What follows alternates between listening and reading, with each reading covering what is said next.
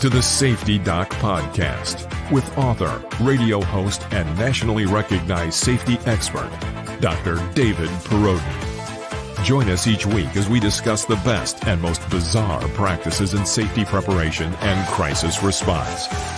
Follow Dr. Perrodin on Twitter at SafetyPhD. And remember, the truth will keep you safe.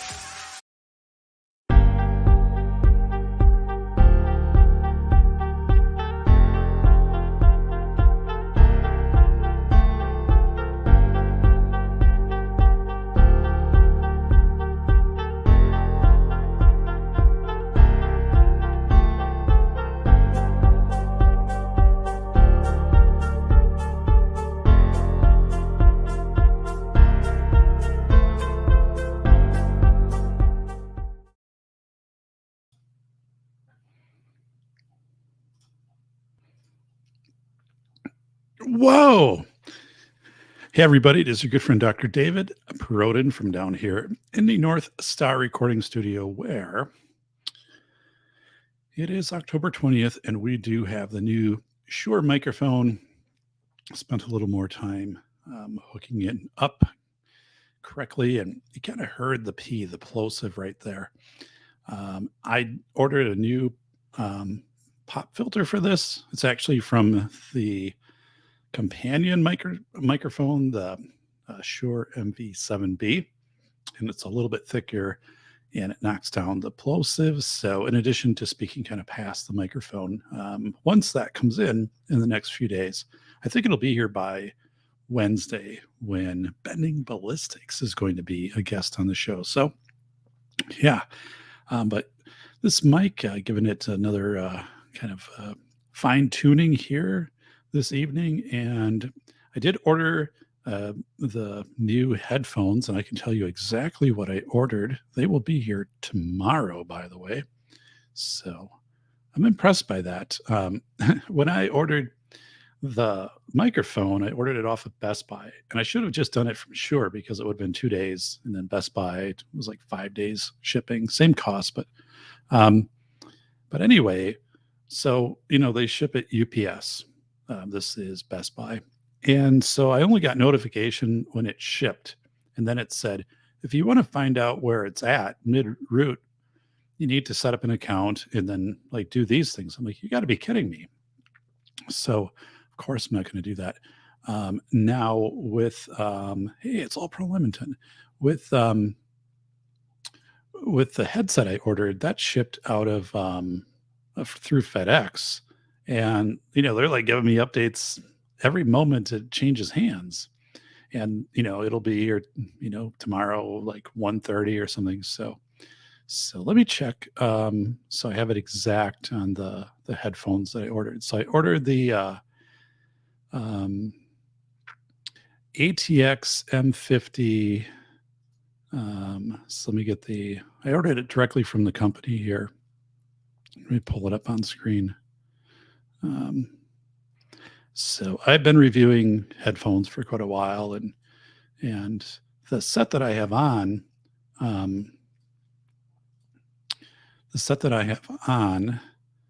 wasn't very expensive, and they've been okay, actually. They've been pretty good, but they don't have replaceable ear pads, and they're all falling apart. So it's time to retire these out. These were maybe $40, $50. So what I went with here is the Audio Technica ATH M50Xs. So yeah, $170. Yes.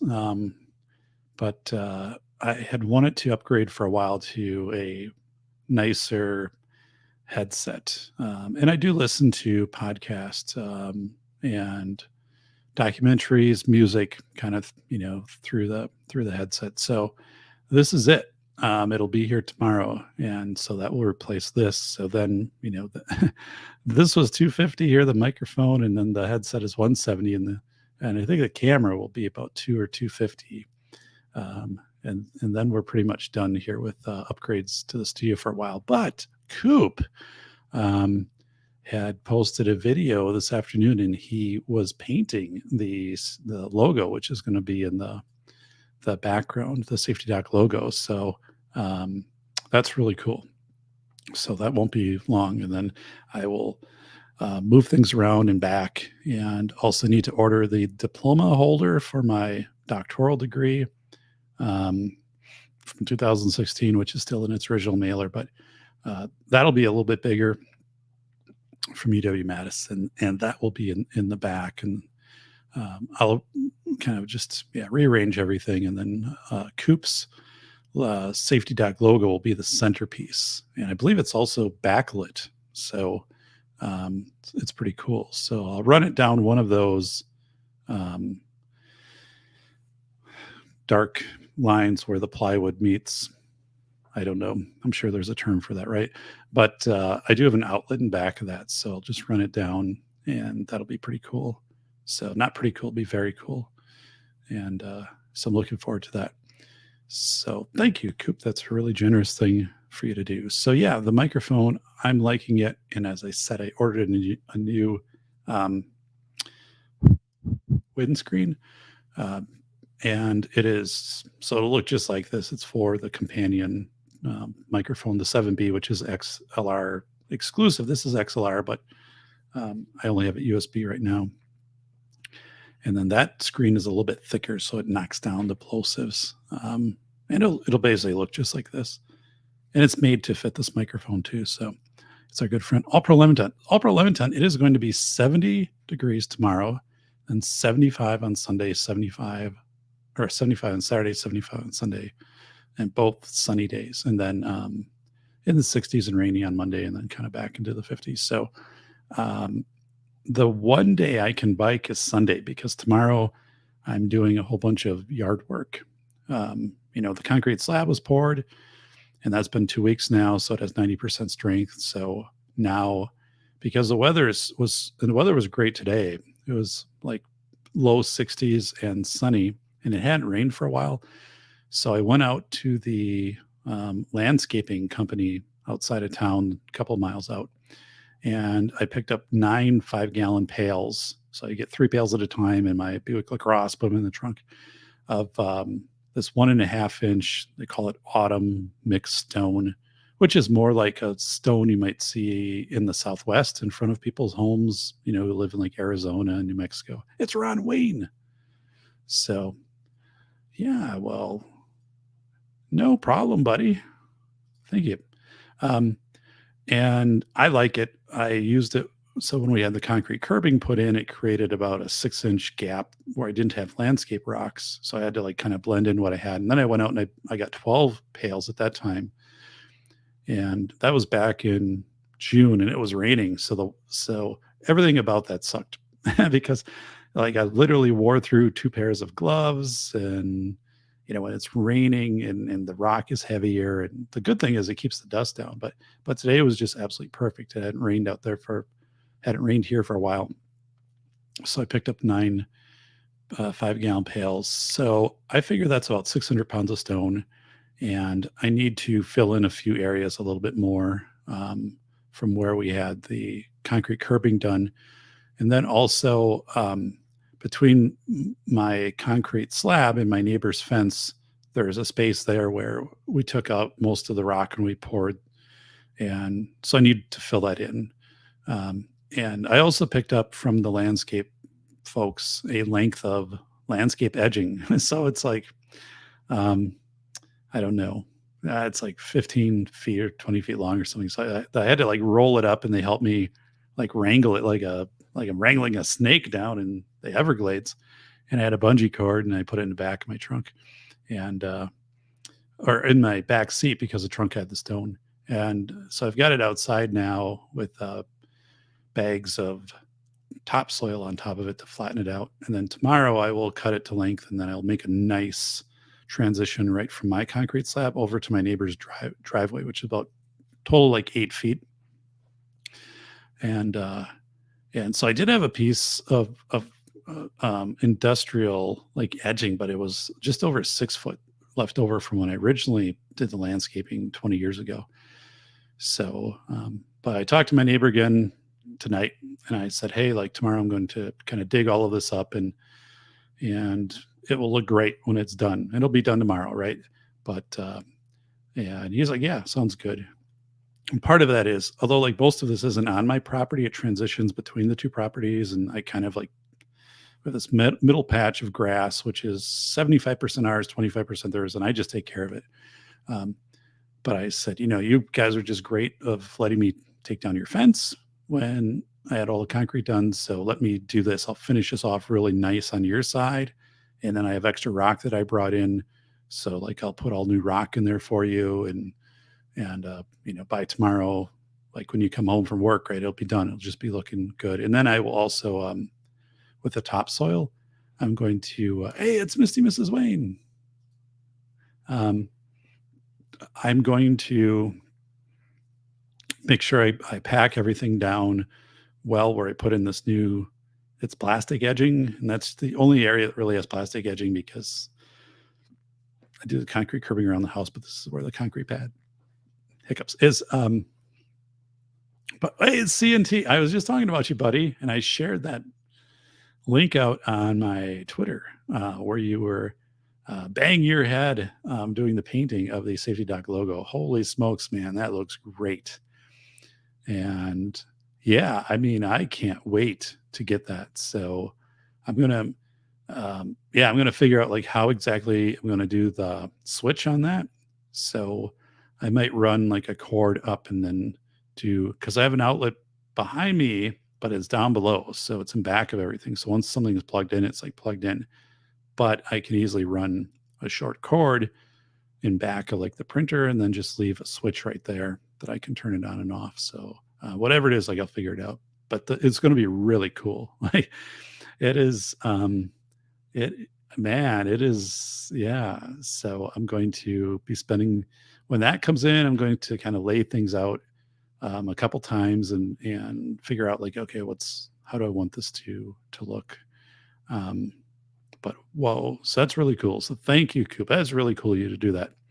Um, so yeah. So tomorrow I'm getting up early because it's going to be 70 degrees here, and which is really rare this time of year. Like 3 days ago it was like 37 for a high, and my grass is growing that I planted 2 weeks ago. And after that concrete slab was put in and brought in the topsoil and it comes with a remote. Oh my God, CNT.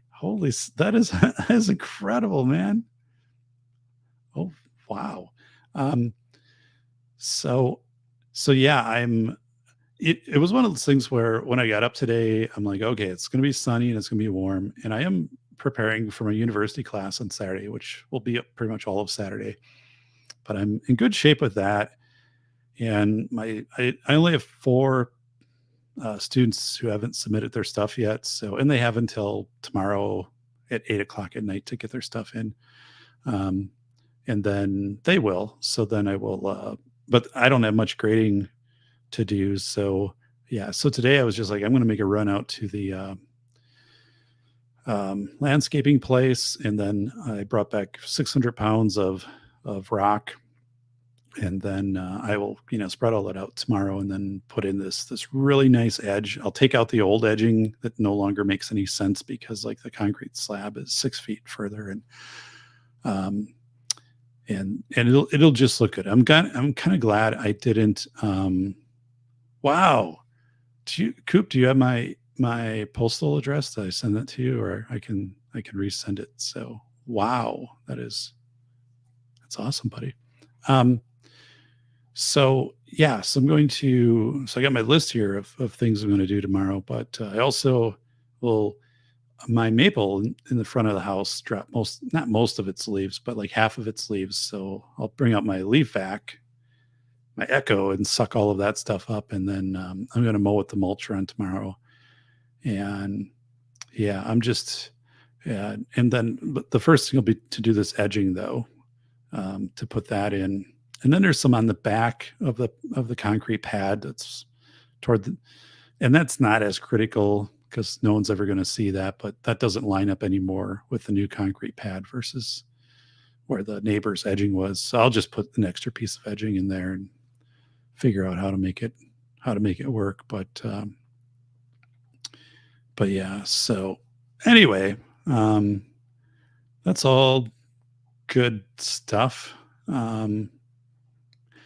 And by the end, it's one of those things, right? I didn't expect to do it this fall, but then the weather's just too good, and I don't want to blow this opportunity to like get this stuff taken care of this fall.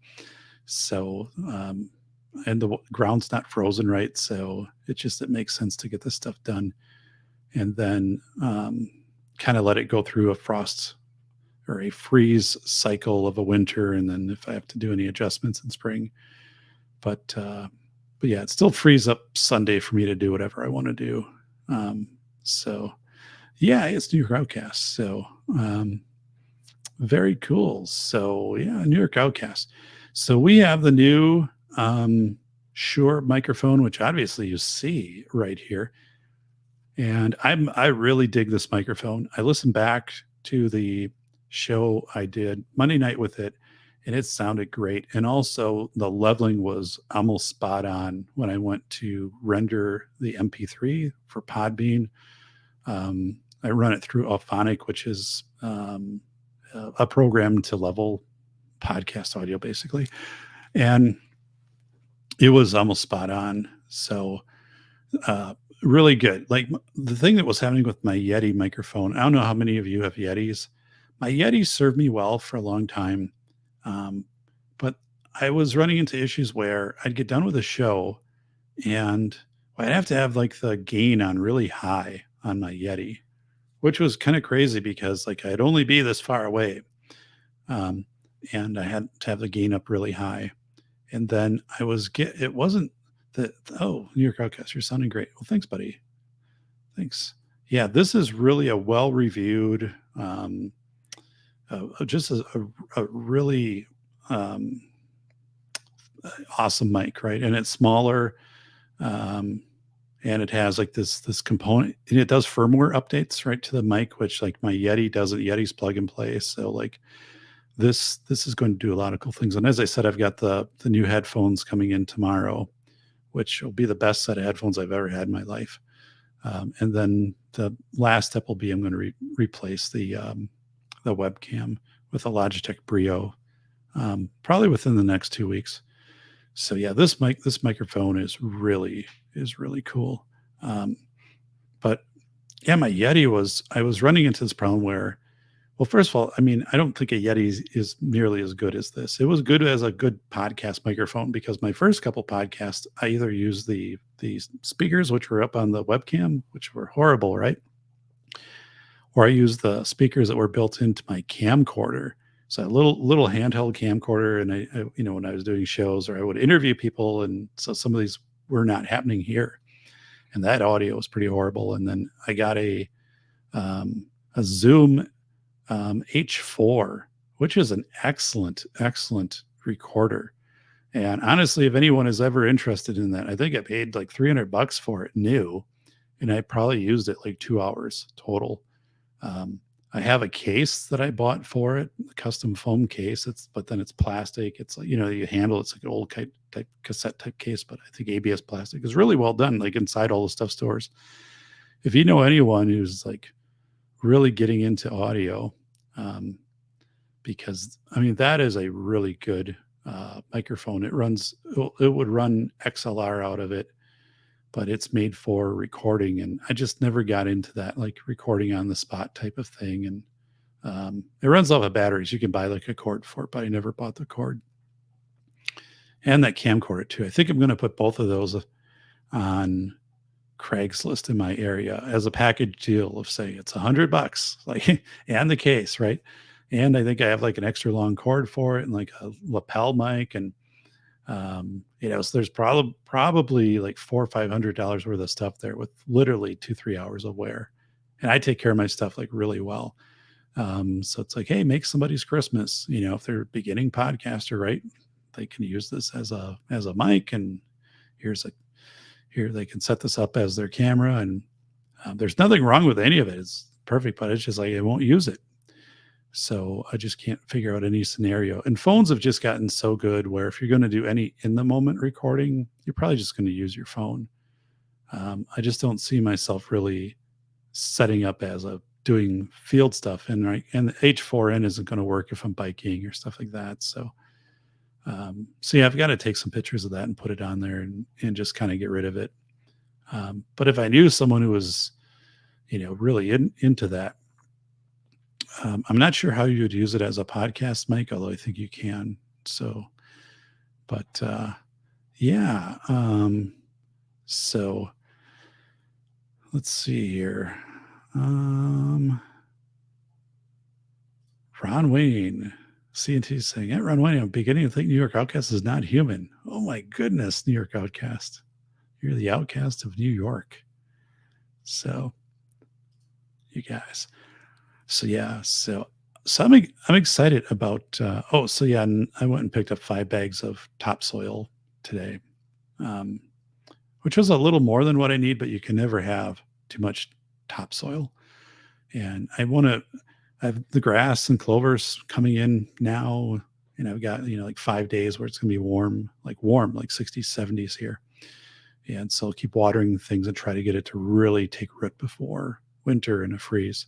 And then I also need to pack in around the concrete curbing, because some of that eroded a little bit, just slightly. But I'm going to go out there and then take a rubber mallet and just kind of pound that in with grass seed. And I know it won't germinate this year, but it'll germinate then in spring. But that is, and then everything will be great.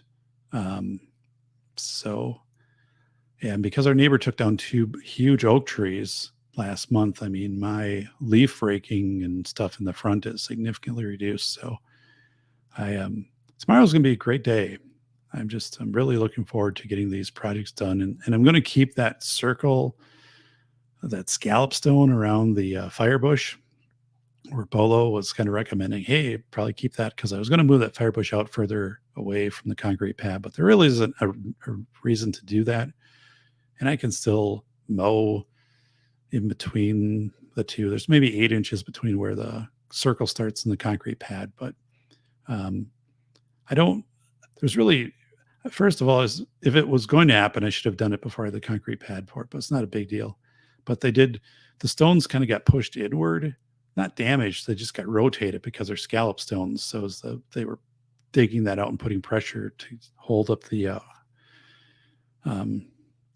frame for the concrete. It pushed the stones, and so it kind of like goes whoop like on one side.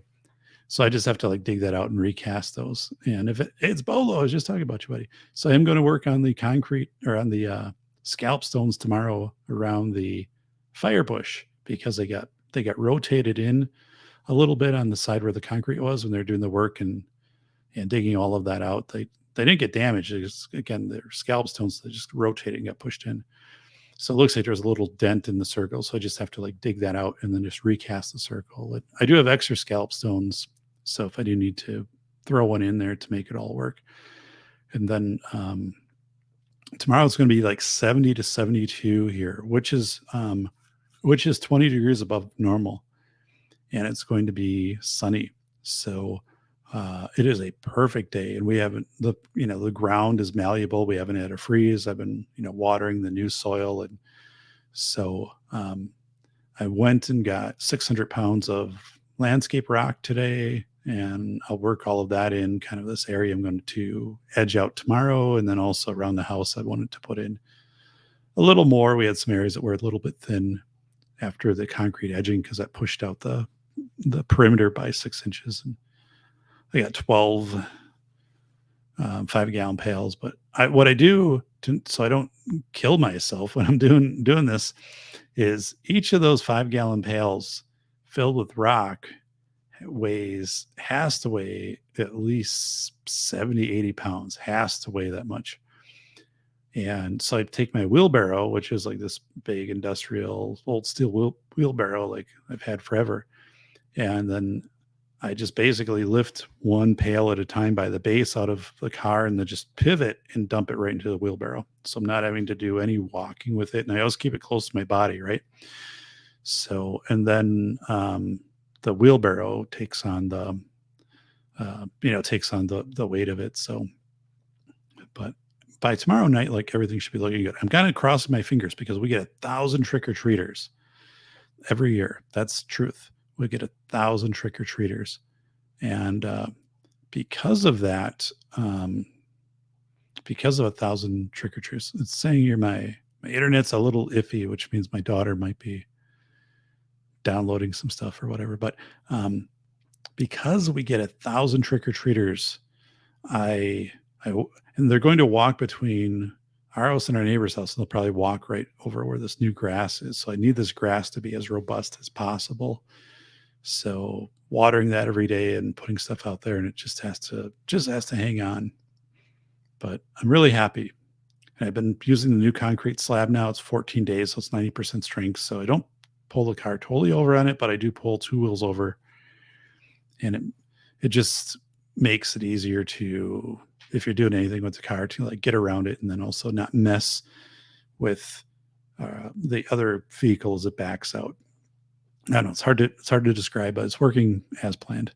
So it's Bolo saying, Doc, Coop, Outcast, Mr. and Mrs. Wayne, good to see you. Careful, safe, Doc. Keep lifting rock and get back in shape. Misty is going to start drooling. Oh, my goodness. Yeah. I'm not sure I'm going to be looking like I did in the summer of 2014, man. That was my American Ninja body right there. Like I could have done, could run and climb and hike. And I'm down. So I am down to like 206 pounds. So my all-time high, but I was 240. I'm down to like 206. I was down a few years ago to 177. I think I'm probably closer to 200 now. For me, like 200, 210 is a good weight because I have big shoulders and, but I think I'm closer to 200, which is good. I feel good. And it's really from like just not eating junk and being more active and stuff like that. So a lot of days I only eat 2 meals. A late breakfast, or I skip breakfast and just eat like a lunch and a supper. So that's kind of it. But yeah, so today when the firewood was what, I don't know what I said, 18,000 pounds of firewood I carried from my garage to my basement and stacked it. And then the stone today was about 600 pounds. So it'd be 9 pails, 9 times 630 or somewhere in there. But yeah, thankfully with my wheelbarrow, because I kind of learned that the last time, I'm like, I can't carry these pails. I try to like dump them out everywhere. So just like, put 3 pails in a wheelbarrow and take the wheelbarrow. And I have to spread the stone and then I'll feather it out next spring when the weather starts to warm up again. But it looks really good. Like the property is looking really nice. And yeah, so wow. So that's good. So tomorrow's going to be a good day. I love using my Echo leaf vac and leaf blower, right? So I can have fun using that. And then I'll mow with the mulcher on and my new grass and clovers coming up that I planted 2 weeks ago. So like, everything's kind of looking good. So it's Barnaby Sanchez. Look at this here. It's our good friend Barnaby Sanchez. Hey, buddy. So you were going to say, hey, BS. Hi, BS. It's Barnaby Sanchez. By the way, we are at 1,240 subscribers here in the Safety Doc show. So I appreciate that. That's an all-time high. We've never been higher than that. We hit 1,240 once before, and we dropped after that by a few, which was, kind of like, I don't know what happened there, but let me try to get this here. So, dun, dun, dun, dun. All right, so here we go. All right. I just posted the show link as the pinned message. So if there is a compelling reason for you to come and enjoy me, it's awesome. We'll keep it G-rated. So Wednesday night, I do have Bending Ballistics coming on the show. And that's going to be, that'll be great, right? Bending Ballistics, terrific person. And when we developed the show, one of the things, he was saying is, you don't you don't really have content specific to arming teachers, like what goes into if you're going to arm staff, right? And so he'll talk about his thoughts on that and also kind of where his position is. And then also we did some research and it was unreal the number of shooting teams or trap shooting teams in high schools from 2007-8. I think it was like literally 3 teams in the nation, and now it's I think 44,000 or 4,400. But I kind of think 44,000. But we have the graphic we pulled up. So he coaches like high school trap shooting teams. So we're going to talk about that. And I'm also going to talk about, what happens if you are a school district, right? And you have a zero tolerance policy for weapons, for firearms, I guess. Would you have would you then agree to have a skeet shooting team? Because some of these districts will say we won't have an esports team if the esports characters are using guns, like whatever, or they're showing violence, like Smash Brothers, stuff like that. So they'll say we're not going to have an esports team because the person, whatever is using, they're not doing Call of Duty for esports, right? But so is it the same thing then? Is it that you're not having a trap shooting team because you have a zero tolerance district? I don't know. But I would say that would have to be consistent. If you're not having esports because of a gun, right? You wouldn't have trap shooting. That wouldn't make any sense. But yeah, join us Wednesday night because Bending Ballistics is going to be awesome. And then Lisa Lenny is coming, on the show in November. Our lawyer friend, the Law of Necessity. I'm going to find a lawyer who will talk to me about citizen's arrest. Yeah, we'll have that person on the show. Mike Dahl, head of Wisconsin Esports, is going to be on the show. I don't know if that will be synchronous or not because Mike's schedule is pretty crazy. So that might be an async premiere that we do. But yeah, so that is good. CNT is saying, sooner or later, a safety doc is going to read the chat and fire me. Will I fire you? You're a moderator. You can't be fired. So, yeah, you are a blue wrench. So, yeah, CNT saying the show with Bending will be great. It will be. And I'm also excited that Bending contacted me and he said, hey, like I want to do this show. And I don't think he's done a lot of shows. I mean, he's kind of in that emergent phase of like his whole kind of channel and social media and things like that. The guy's awesome, but that's just kind of where he's at right now. He's at that early part. And he's so intellectual, right? And he's like, let's talk about these areas. Like here's, and then, he broke down kind of an outline. We worked on it and shared it back and forth and have that together. Already have the blog post done and he read it. He's like, yep, this looks good. So that is going to be great. I've appreciated Bending Ballistics on the shows, that I've watched that he's been on. And so I'm really honored that he reached out and said, hey, like I want to offer that I could be a guest on your show. And how quickly we kind of coalesced around what we would talk about. So it is our good friend, Mike McClune. They call him the Black Bear. There he is. He's Mike McClune. Good to see you all. It's Mike McClune. So Mike, good to see you. Yeah, I'm kind of riding high here because it was in the 60s and sunny here today, which was like 30 degrees warmer than earlier in the week. And by the way, the next 3 days will all be in the 70s. It could actually hit 80 here any of those days. So I changed up my schedule and I am going to be working outside all day tomorrow, taking care of a couple landscaping things I thought would have to wait till spring. So I am jazzed to get all of those things kind of done tomorrow. And I just like working outside, like especially in when it's warm or it's hot. And there's no mosquitoes or anything now because we've had a couple of cold nights. So to work outside is just going to be great. And I love using my leaf blower. And again, we haven't had rain for like 5-6 days, so like moving the leaves will be really easy. So that's why we have a park in back. 100 feet in back of my property is a park, which is a perfect place to make all your leaves migrate to. Um, but yeah, I am my big oak in the back. I'm looking at it and I'm like, I don't think that oak is going to drop leaves until like December, January. It's dropping some, but it does tend to hang on to the leaves for quite a while, which isn't a big deal.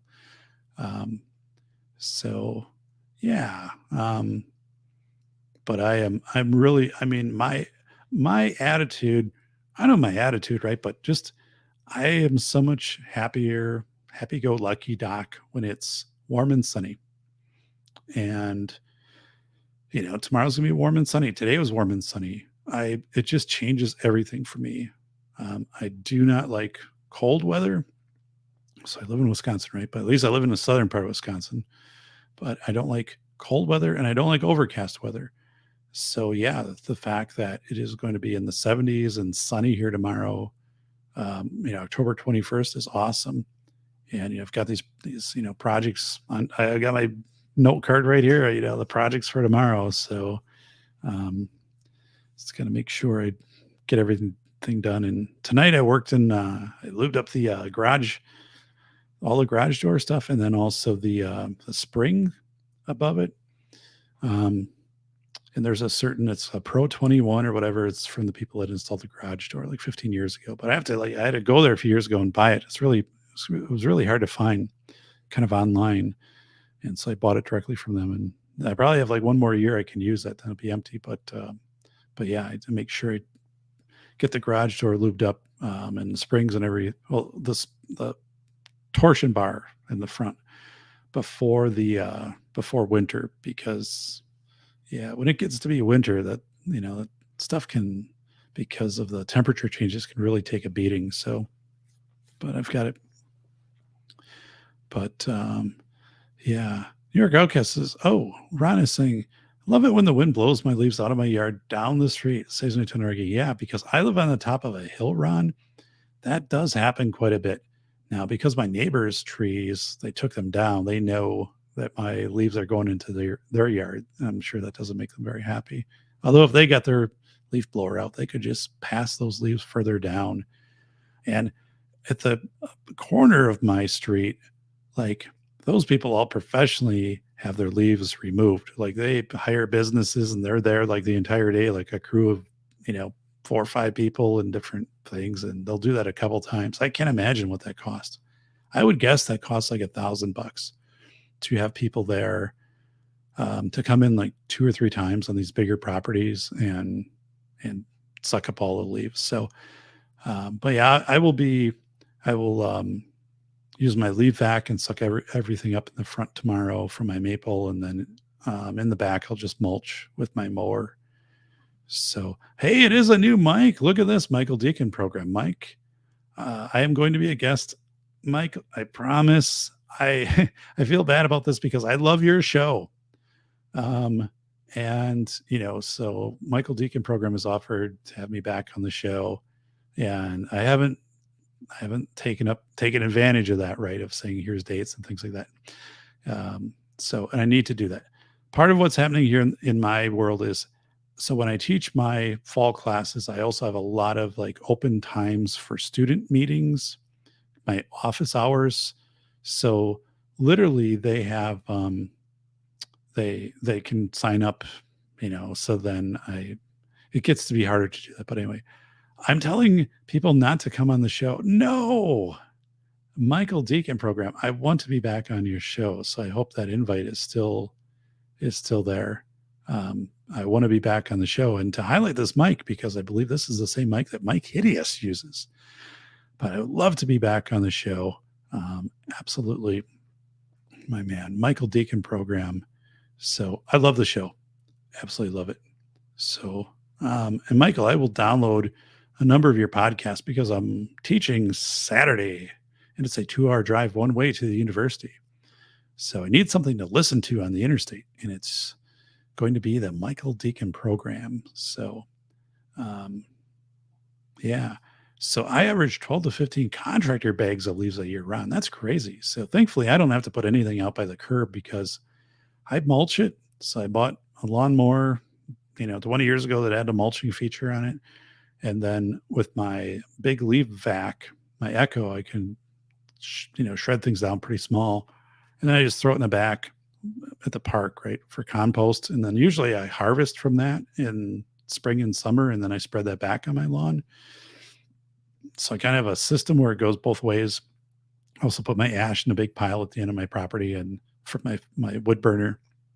And then I will scoop that up in a wheelbarrow and then just spread that around my yard too in late spring. So, but yeah, I don't put anything out. So, no fires, no nothing here. And my mulcher works pretty good. And actually, oak and maple tend to go. I mean, I have sandy soil. So anything I can do to put nutrients back into the soil is a big plus. So I don't really have an issue with like thatch or anything like that. So yeah, everything is pretty good here. Got a good system. I learned I learned a few years ago. It's Michael Deacon program. You should subscribe. Like for those of you who like the Safety Doc, you will love the Michael Deacon program. So I was a guest. I will be a guest again, but I listen to that show on a regular basis. Plus, it's one of the handful of shows where then I go in and I rip it to an MP3 so I can listen to it when I'm either doing my trek to the university or if I'm out biking. So there's really just a handful. And the Michael Deacon program is in that curated list. So, yeah. So, Michael, I hope you're liking this new mic. It's a $250 investment here in the studio. And I did order a new pair of headphones that were $180. Those will arrive tomorrow. And this is all in prep for the Michael Deacon show here with your guest, the Safety Doc. So I need to have a better microphone. I know Mike Hideous. He's big into microphones. I can't keep up with him, but at least I can kind of be somewhere on the same track as Mike. I'm like, hey, there's Mike Hideous. He's 125 yards ahead of me, but we're still on the same track. I can kind of get there with a Shure microphone. So, yeah.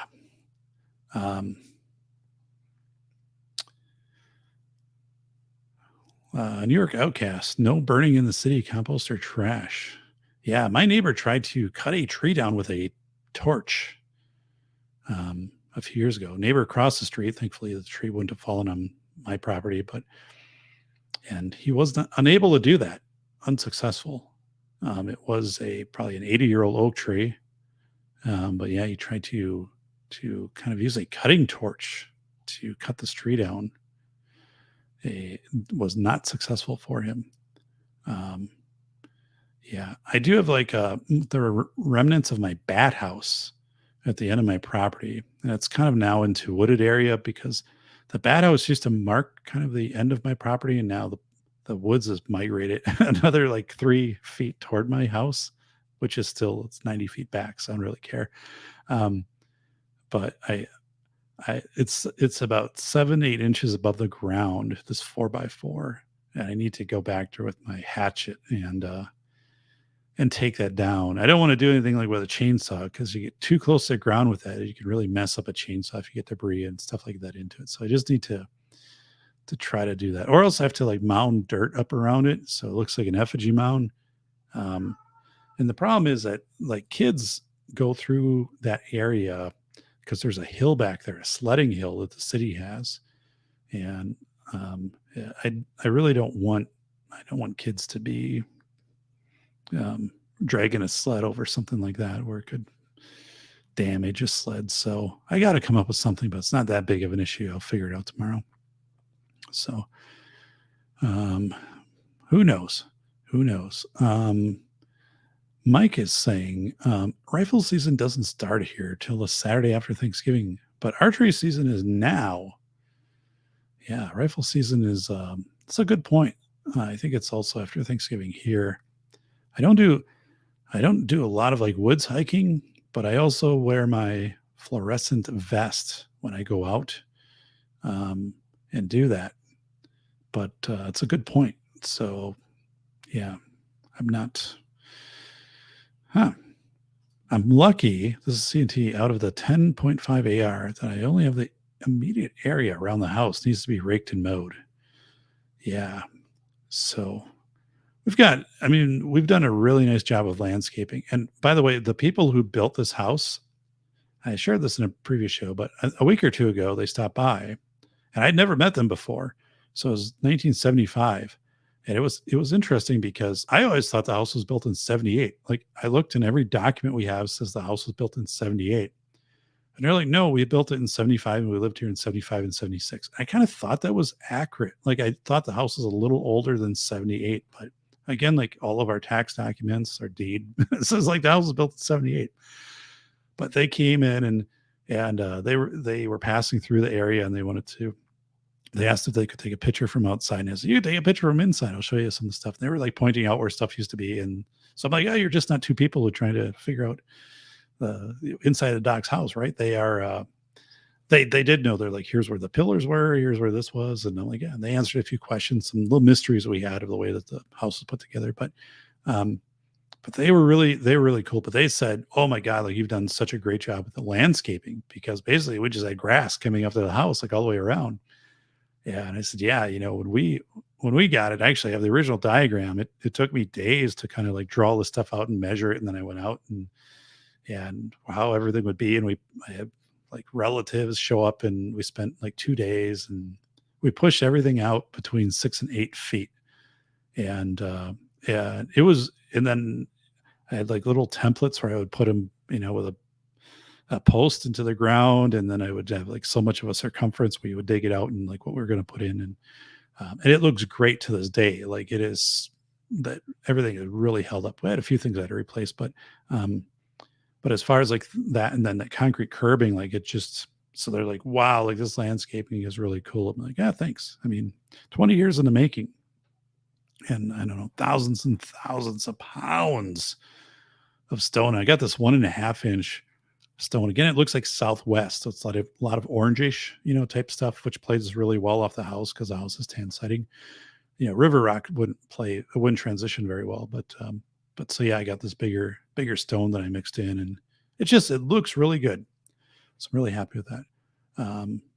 Michael Deacon saying, it sounds good, the microphone. Thank you. So yeah, this is the Shure. It's running off of my Rode PSA 1 arm, which I had back with my Yeti, and this Rode arm has been awesome. And then yeah, to run this in the mic, I can't wait till I get the new headphones tomorrow. But yeah, this mic is, and plus it has you can do adjustments on it, like on screen, and it does firmware updates, which is really cool.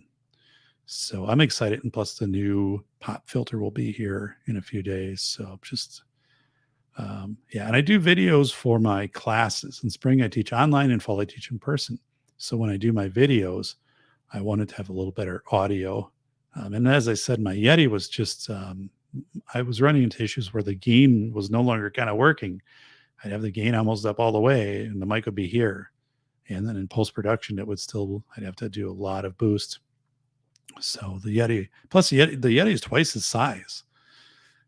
And so to have this smaller profile and have room underneath it just is really nice.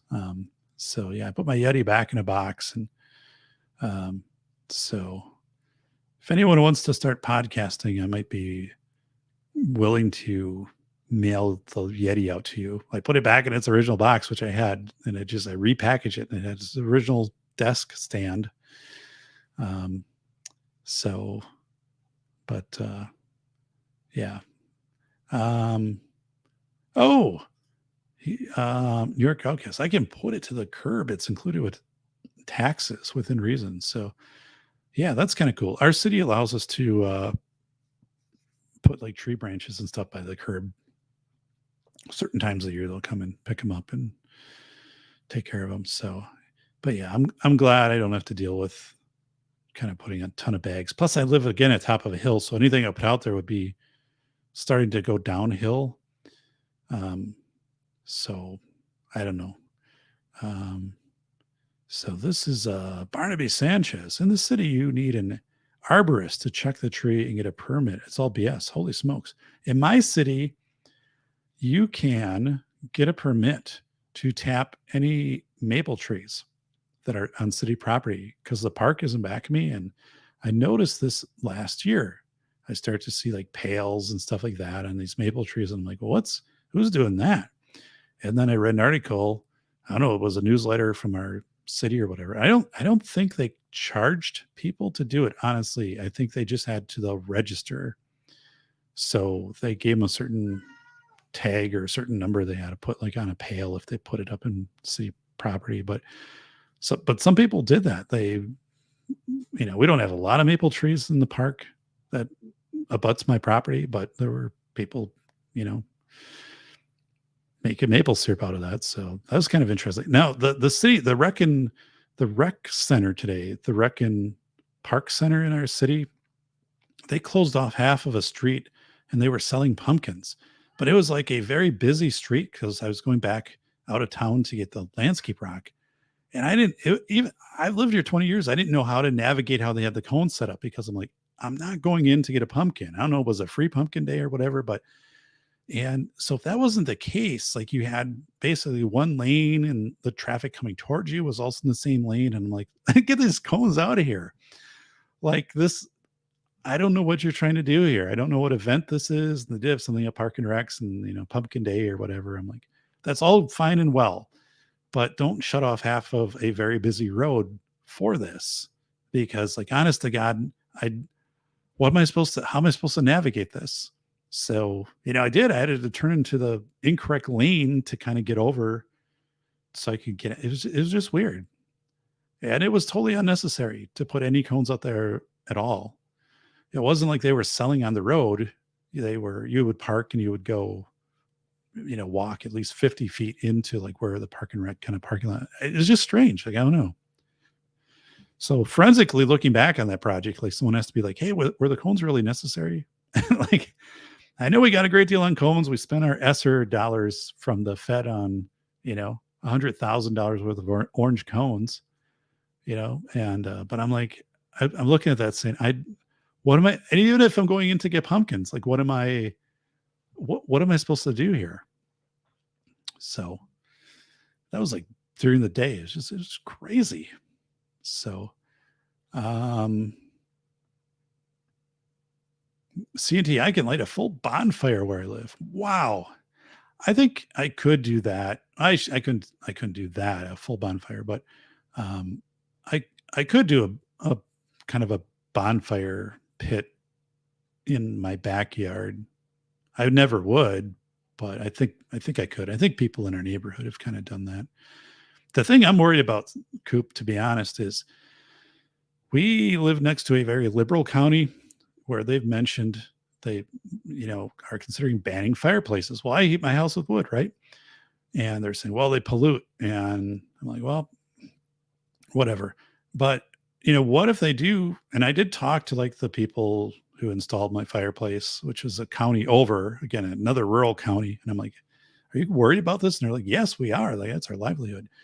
Because, all it takes, right, is for one kind of crazy county board to come in and say, or city, we're going to ban fireplaces, or like there's no grandfather clause. If you have a fireplace, it's banned. And then if you have smoke coming out, and you guys probably seen some of the videos I did about the Pope, right? Right. Hey, there's a new Pope because white smoke is coming out of my chimney. But if you if you would do that, like your neighbors could not only complain, which they could, not only would they complain, but you could be forced or fined, or someone could say, oh, like I have an asthmatic reaction because like your smoke is, polluting my area, my house. And granted, I live on a hill, so technically in winter the smoke does kind of go down toward the bottom. It diffuses. I think it's actually a feature of the neighborhood. Not the only one, but I'm the only one primarily that heats with wood. But yeah, I mean, you could run into all these goofy things that could. TJ Martinell ran into that in Washington State, and so I'm kind of like looking at like, I don't know. I'm living on borrowed time here with my heating with firewood. So, but also like, you know, it's going to be a race between, the I'm 51, so like at some point will I just be gone before these weird laws get enacted? You're kind of at this race against like I'm going to live forever, so you know, am I going to outlive the craziness of these bills? But yeah, so it's Jim. Welcome, Jim. Welcome. New York Outcast. I got trees in the city sometimes. I've never had a problem or needed anything from the city. So yeah, I don't cut back in the park in back of me. So I think that would be a bold move, and I think that could cause problems. But after there are severe weather that comes through, I have in the past in my neighborhood like taken out my saws and have gone to people and said like his tree fell down, like can I cut part of this up and just take it home with me in a wheelbarrow, or like put it at the edge and like load it up in my car? And now it won't be all of it, right? But like, and no one has ever said no to that. But then what I do is, I just create what I call burners, right? So those are just solid pieces of wood that I won't split, but they're big enough to put in my burner. So, and I just let those dry for a year. And I have some down, and those are really for the days in like January, February when it's minus 20 at night. And I want to just throw in something that is going to burn for like 10 hours. You have to have a really hot fire for those to burn, right? I mean, you've had to be burning for like a couple days straight, but they do have their purpose. So, but yeah, that's where I need to kind of add to my supply is after there's a storm, I need to go through it. Just kind of ask people.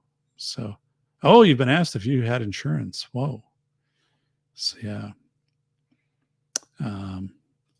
If it got that way, I'd just be like, no, and I just go to the next house because,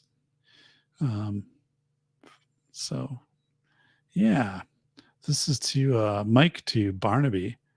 My small town has a shade tree commission and have to get approval to take out trees in certain cases. Whoa, man, that sounds like a deal. I wouldn't want to deal with that. And we don't have an HOA. An HOA might benefit us because we do have a neighbor who just kind of let the house go when they move there, and but that is crazy. So yeah, we don't have anything like that here. We do have, where you plant a tree though, and like when I did the concrete project, you've got to really understand where your property line is, and then the city goes from like 30 feet from the center of the road to your property is city property. So you've got to mark that off. And then you have to know we don't have sidewalk, which is really weird because we're close to the school, and people on the other side of town, like next to the river where nobody walks.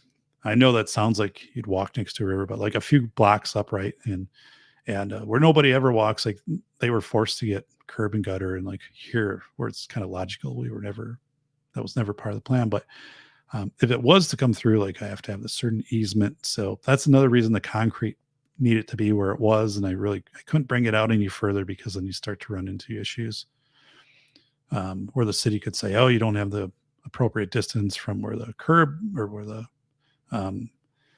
sidewalk would be. And then also like the property line. So that seems to be kind of a big thing in my town, those type of things. But as far as like, the other stuff, trees, not really. So, yeah. So let's see. Do you have archery clubs in schools, Doc? We had a solid club back in 1989. No. Well, Bolo, let me answer that in a more thorough manner. When I was in high school, we did not have an archery club. However, where I live right now, they have a skeet shooting club that competes at the state tournament. It's sanctioned by, I think, our state athletic association. And they do very well. They're always ranked, and individual athletes as well as the team. So they have that. They don't have a competitive archery team, but they do have a competitive skeet or trap shooting team. So, um, and they're really good. Like I have watched a couple of board meetings where like members will come in and they'll be recognized for like, their performance at state and stuff like that. So yeah, it's good. So it looks like Toy Town is in here. Toy Town. So it's Toy Town. He's saying, hey, Coupe Ron, chasing pack of coyotes. Did Dark cancel tonight? Don't know. I saw that Dark wasn't on. Was it last night or the night before? Just because John Crump made an announcement. So, I like that maple candy. Yeah, I had a friend who would do that with the maple syrup. It was good stuff. So yeah, I don't have a connection for that. That was good. I didn't realize at the time just how awesome that was because they, as a family, they would just make maple syrup and had all the stuff that was probably the boiling shed from like 50 years ago. And so yeah, New York Outcast saying, I've got a fire pit built into the ground. It's only legal if you're cooking, but that includes s'mores. We've never had a problem, but we're responsible. Yeah. It's the thing, right? If you don't bring attention to yourself, you're usually in pretty good shape there. That's why, like, I'm not going to go back into the park. And even if there are downed trees, I'm not going to go down and try to like cut them up and bring them back to my house. I don't want that kind of attention. So Ron Wayne is saying, I wonder how Pope Guido Sarducci is working out. Well, that did receive about 900 views, which I thought was pretty good. So just kind of a spur of the moment thing that I came up with. So very cool. My friend Carl heats his home with one of those outdoor boilers fired by wood, but also has propane backup in his furnace. So I have a insert that I had it installed in the house in 2006. And then I have a poured flue fireplace and a stone wall in what is the fireplace room. Everything I have is utilitarian, right? So here's a kitchen, here's a fireplace room, here's the front room, here's a bedroom, here's a bathroom, here's a fireplace, here's the furnace room, here's the studio. I don't know what a family room is, a living room. But then we also have a gas furnace, which we had a new one put in maybe like 6-7 years ago, and that doesn't get used a lot. It also goes with our central air. It's kind of all connected together, but it does run. The fan runs pretty much continuously to circulate air in the house. I've got a big like 5-inch pleat filter on there too, and it's amazing like how after 2-3 months just how dirty that thing gets. But what I do is that will circulate air throughout the house, so it'll suck out basically it moves the hot air to the cooler parts of the house. Although the bedrooms are always cooler, it's just the way that it is. I don't think that's a bad thing.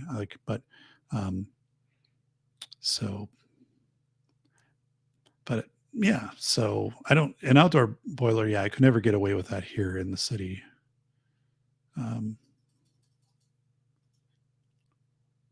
Coop wants to be Pope. Coop as the Pope. So again, those P's, those plosives are going to sound even better because I do the new mic cover, which is from the companion mic to this, which is the SB7B S7VB, which is the XLR. That's like a $400 mic, and that one has the same top, like where the screen is, but it's a little bit thicker and it cuts out the plosives. So they sound better. And it was like $15. I ordered that. So it'll be coming in that piece. So yeah, I'm insured. Says New York Outcast. Heating prices this winter are going to be insane. Yeah, you're right, Coop. That's where I'm looking and saying my firewood has a cost built into it, but I won't likely have to use a lot of natural gas this year. And again, because I mean, when I burn, also the wall heats up, the brick wall, and then the wall just radiates back into the house. And I have a ranch, and we have a lot of insulation. And then when I had the new steel siding put on back 10 years ago, they wrapped the house in that Tyvek type stuff, and that made a big difference. And then I went in and did all the little, sealing up the doors and stuff like that. And then steel siding is, that is, especially in winter, it really, of course, knocks down wind and stuff like that. It doesn't really, I don't think, give you much, obviously, insulation property. And if you're relying on your siding to insulate your house, that's a pretty bad bet. But it does, if we have, because it's not uncommon to have like days where you have 30, 40 degree winds in winter here. It knocks all of that down. And we do have a little air that comes through because, I mean, the house was built in 75. But actually, I think that's good. I would not want an airtight house. I want a little bit of air moving through the house. So, Ting Ting is saying, screw HOAs. Those are nothing but self-interest moneymakers. I have a couple of friends, Ting Ting, who live in HOAs. And they said their fees in the last 2-3 years have doubled. I think one is paying $900 a year for his HOA fees, which is basically to tell him, hey, like, when you put the pool out back for your kids in summer, it can only be there for like 10 days. And then you have to take it down. And if anybody stays in your driveway, that's, and then there was something too, like when they're home, they have to leave their garage door up. I don't know all of it, but there's like a lot of rules. And then like color schemes and what you'd put out for Halloween decoration or Christmas decoration. I mean, it gets to be pretty extensive, and right, your mailbox. And so I'm glad I don't have to deal with any of that. Again, like I said, the upside might be like we have a nice neighborhood. We have one person that moved in who's a nice person, but they've never taken care of their property. So their property is a real eyesore. And that's just like, come on, clean up your place, mow on a regular basis, and just do those things, right? Just keep your place tidy. Not that you have to invest money in upgrades or things, but just keep your place tidy. Because, you got to think about the whole neighborhood, right? I think so. Mike is saying, oh, and we have 2 code enforcement officers at Safety Doc. Oh, but I never see them and not sure what they actually do other than collect a paycheck. Wow, Mike. Yeah. I'm not aware that we have anything like that going on here. I was a little curious when I was having the concrete work done, if I was going to get any visit by the city, because right, the concrete truck blocked off the road for a while. And, there was a skid steer out there and parked out there and other equipment. And so I was like, I don't know if that was going to, because again, we're by a school, that was going to raise some issues. It didn't. No one, as city drove by many times, they didn't say anything. But the city put a shutoff valve for the water to my house flush with my grass, which is fine. Actually, it's a little bit lower. Like I'll never hit it with the mower.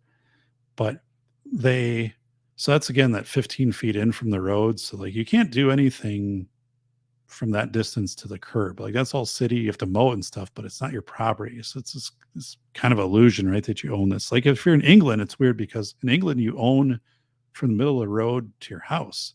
So you're actually responsible if the road has to be replaced and curb and all that stuff. But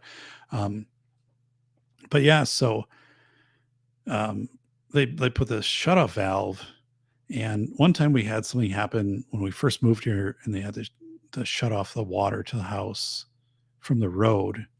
So they had to come in and dig in our yard, dig it out and find out where the line came in. I don't know how many feet down, 5-8 feet down. So I'm not sure what the deal was, but anyway, they dug all of that out and they put the shutoff valve, which is now flush with the not the grass, it's just maybe the ground. So the way it is, they could take a tool and they could just basically turn, and it would turn 8 feet down and shut the water off to our house or whatever. Since they've done that, again, we've lived here 20 years. Since they put that in, we've had better water pressure.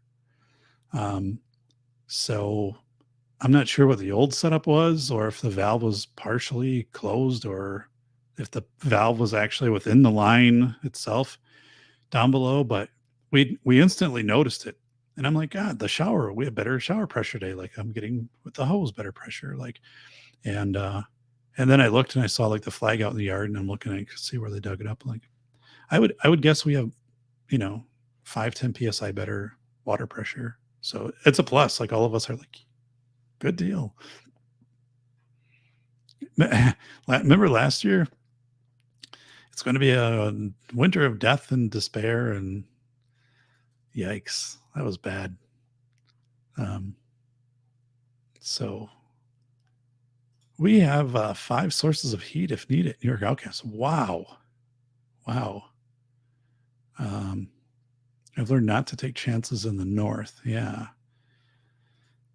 If I burned out my firewood, I also can get a little bit more. So I'm in pretty good shape here. So is Pope Guido Sarducci an SNL character? I think, I don't know. I remember being on SNL. I remember Johnny Carson interviewing Pope Guido Sarducci. So Ting Ting, a little tired, finished splitting 3 rounds of firewood. Holy smokes, Ting Ting, and trying to enjoy my pains while I rest now. See, I'm done with the firewood, and now with the concrete slab. If there's any more delivered, it's going out there with a tarp. So DJ Play Nice. So Saturday Night Live could have been maybe 70s, early 80s. So I remember that was really a big thing. Guido Sarducci. So was it Father Guido Sarducci? So thanks for the show. Barnaby's like, I am out of here. So thank you, Barnaby. Appreciate you, buddy. Come back Wednesday night, Bending Ballistics. Now that is 8:30 CST. That's the time that worked best for Bending Ballistics. And again, normally we do Monday night for the safety doc, but to accommodate, when I have a guest, I need to be flexible, able to move that around. So, and then the 31st is Halloween. I might do a show. I'm kind of leaning toward it that night after the trick-or-treaters are all done here, and I bring in the Halloween stuff. I used to buy military grade orange glow sticks and put those up in my maple tree. And then I would crack them like about 5 o'clock at night, maybe before trick-or-treating started. And then they would glow for like 24 hours. And it was awesome because nobody else did that. It was just a really cool effect. So I would put like 24 up in a tree and space them out. And then, but now I don't do that anymore because they're so expensive. Like I'm not going to, spend $30 on glow sticks or even more, right? That are kind of a one-time use. So I have a neighbor though, and they were in the front page of the paper, a few houses down, where they put this huge like Halloween display up in their yard, like the skeleton, which is 30 feet tall and made out of metal. And they have a hearse pulled by a horse, which is like almost real size. And I'm just like, so they interviewed him and they're like, yeah, we really get into it. I'm like, oh, I used to be able to be the house. The kids will be like, hey, like you're the parents. Can we take our picture next to like the bloody leg coming out from under the door from the garage? And that stuff doesn't cut it anymore. And I'm not upping my game to spend $5,000 on Halloween stuff, but yeah, I do have a really nice setup though, because we have 3 spotlights up above. When we had the house, the siding and stuff, this stuff redone 10 years ago, I ordered so it has 3, not just 2. And then of course we have the lights around the house, but so this is elevated to the peak of the garage. So when I turn it on, it lights up the entire driveway and then the surrounding area. So I don't do it much. It's more like in winter if I'm snow blowing at night, so I can see what the hell's going on. But on Halloween, like that lights up the whole area, even out into the road a little bit. So if you're a parent, you can stand at the road and watch your kid go up and get the trick or treat, and you can get a picture of them with, there's enough lighting, and for kids, they're not scared if they're young because the area is lit up. Like nobody has that in my neighborhood. Like I've got the best like lighting, not spooky lighting, just lighting. So that was a cool thing. And it took me a while, like when I was having the house like renovations done, but it's really good. I have the same setup in the back, which I don't need nearly as much, but in the front, like especially in winter, because you go out at night to snow blow and stuff. It just lights up the whole area. So, Jim saying, I'm good, a little wired from the day, but good.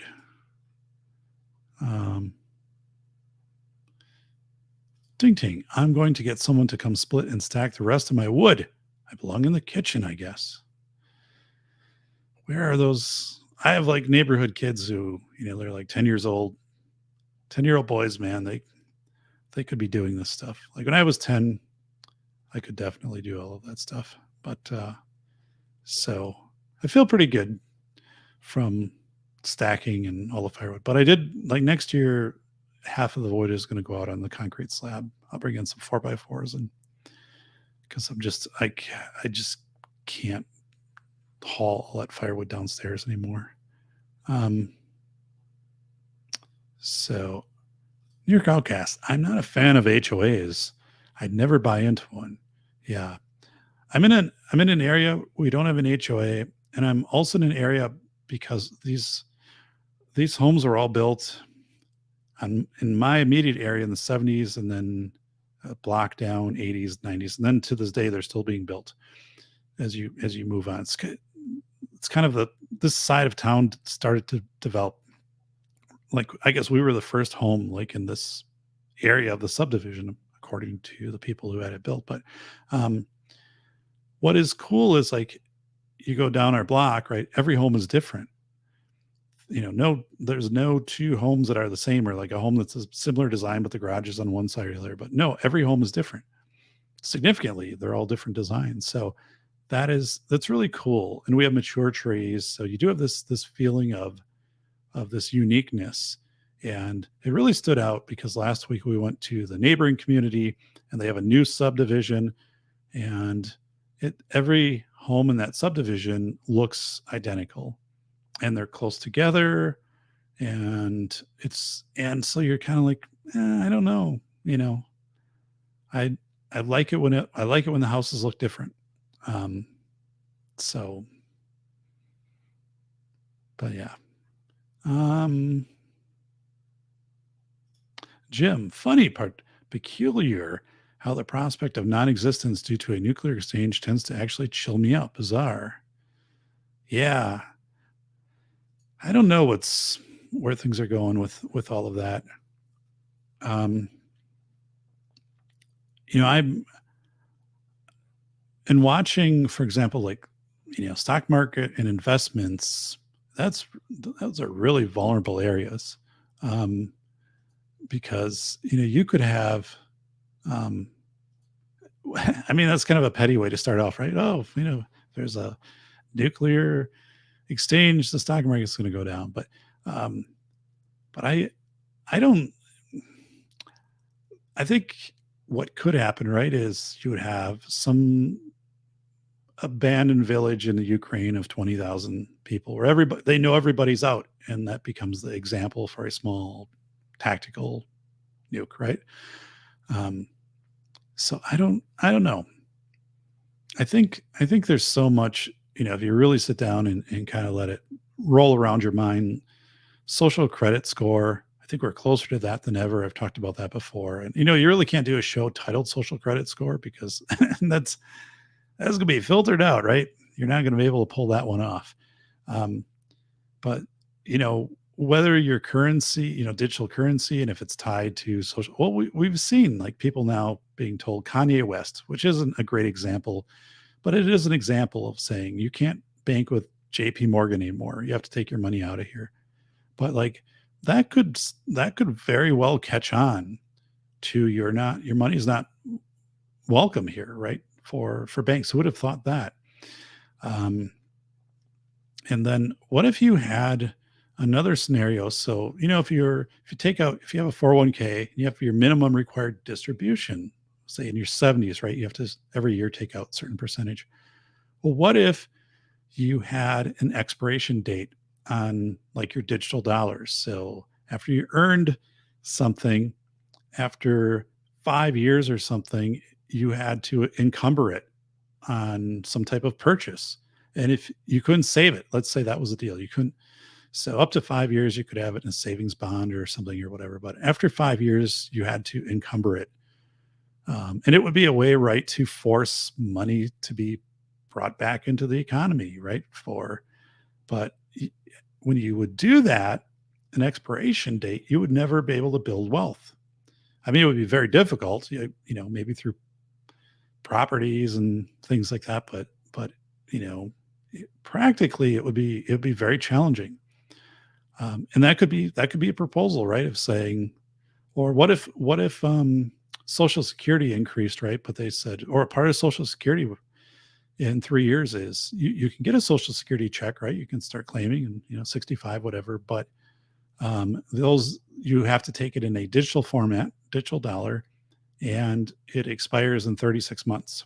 So, right, and you'll have reminders and things like that, but once it gets to 36 months, it is worth zero.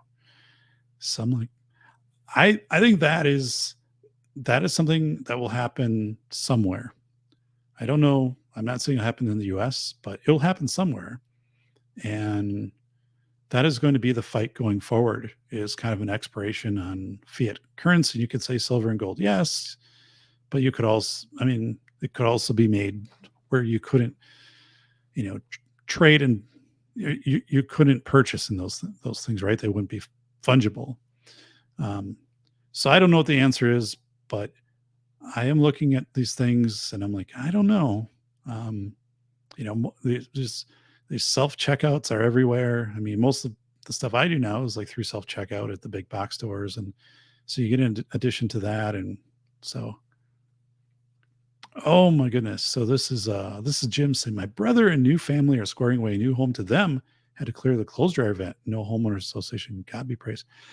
That reminds me, every year, so where my dryer is, it runs then a horizontal piece of metal piping, and it vents out the side of the house. But that goes about 25 feet. And I didn't do it this year. I did it last year. So next year I have to do it. I need to disassemble that and then what I do is I go outside, and this works like a charm because that is a beast to clean out from lint, right? So I back the dryer out down in the basement here, and then disconnect everything. And then I take my leaf blower, my Echo, and I fire that thing up outside and shove it, and it fits into the vent that goes out the side of the house.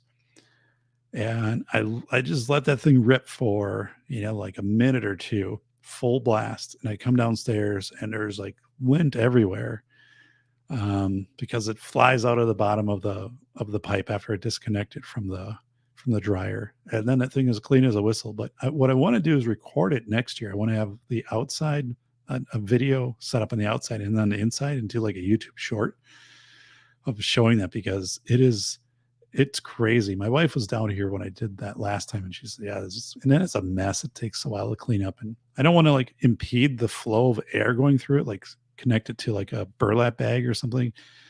Because I don't want to add any pressure into that line. So I just want it to be free flowing, but it works really well. Just takes a little bit to suck everything up and get it clean downstairs, but it is fun. So I need to do that. So I don't know. I won't do it tomorrow, but maybe Sunday I could even do that. It doesn't take that long to do.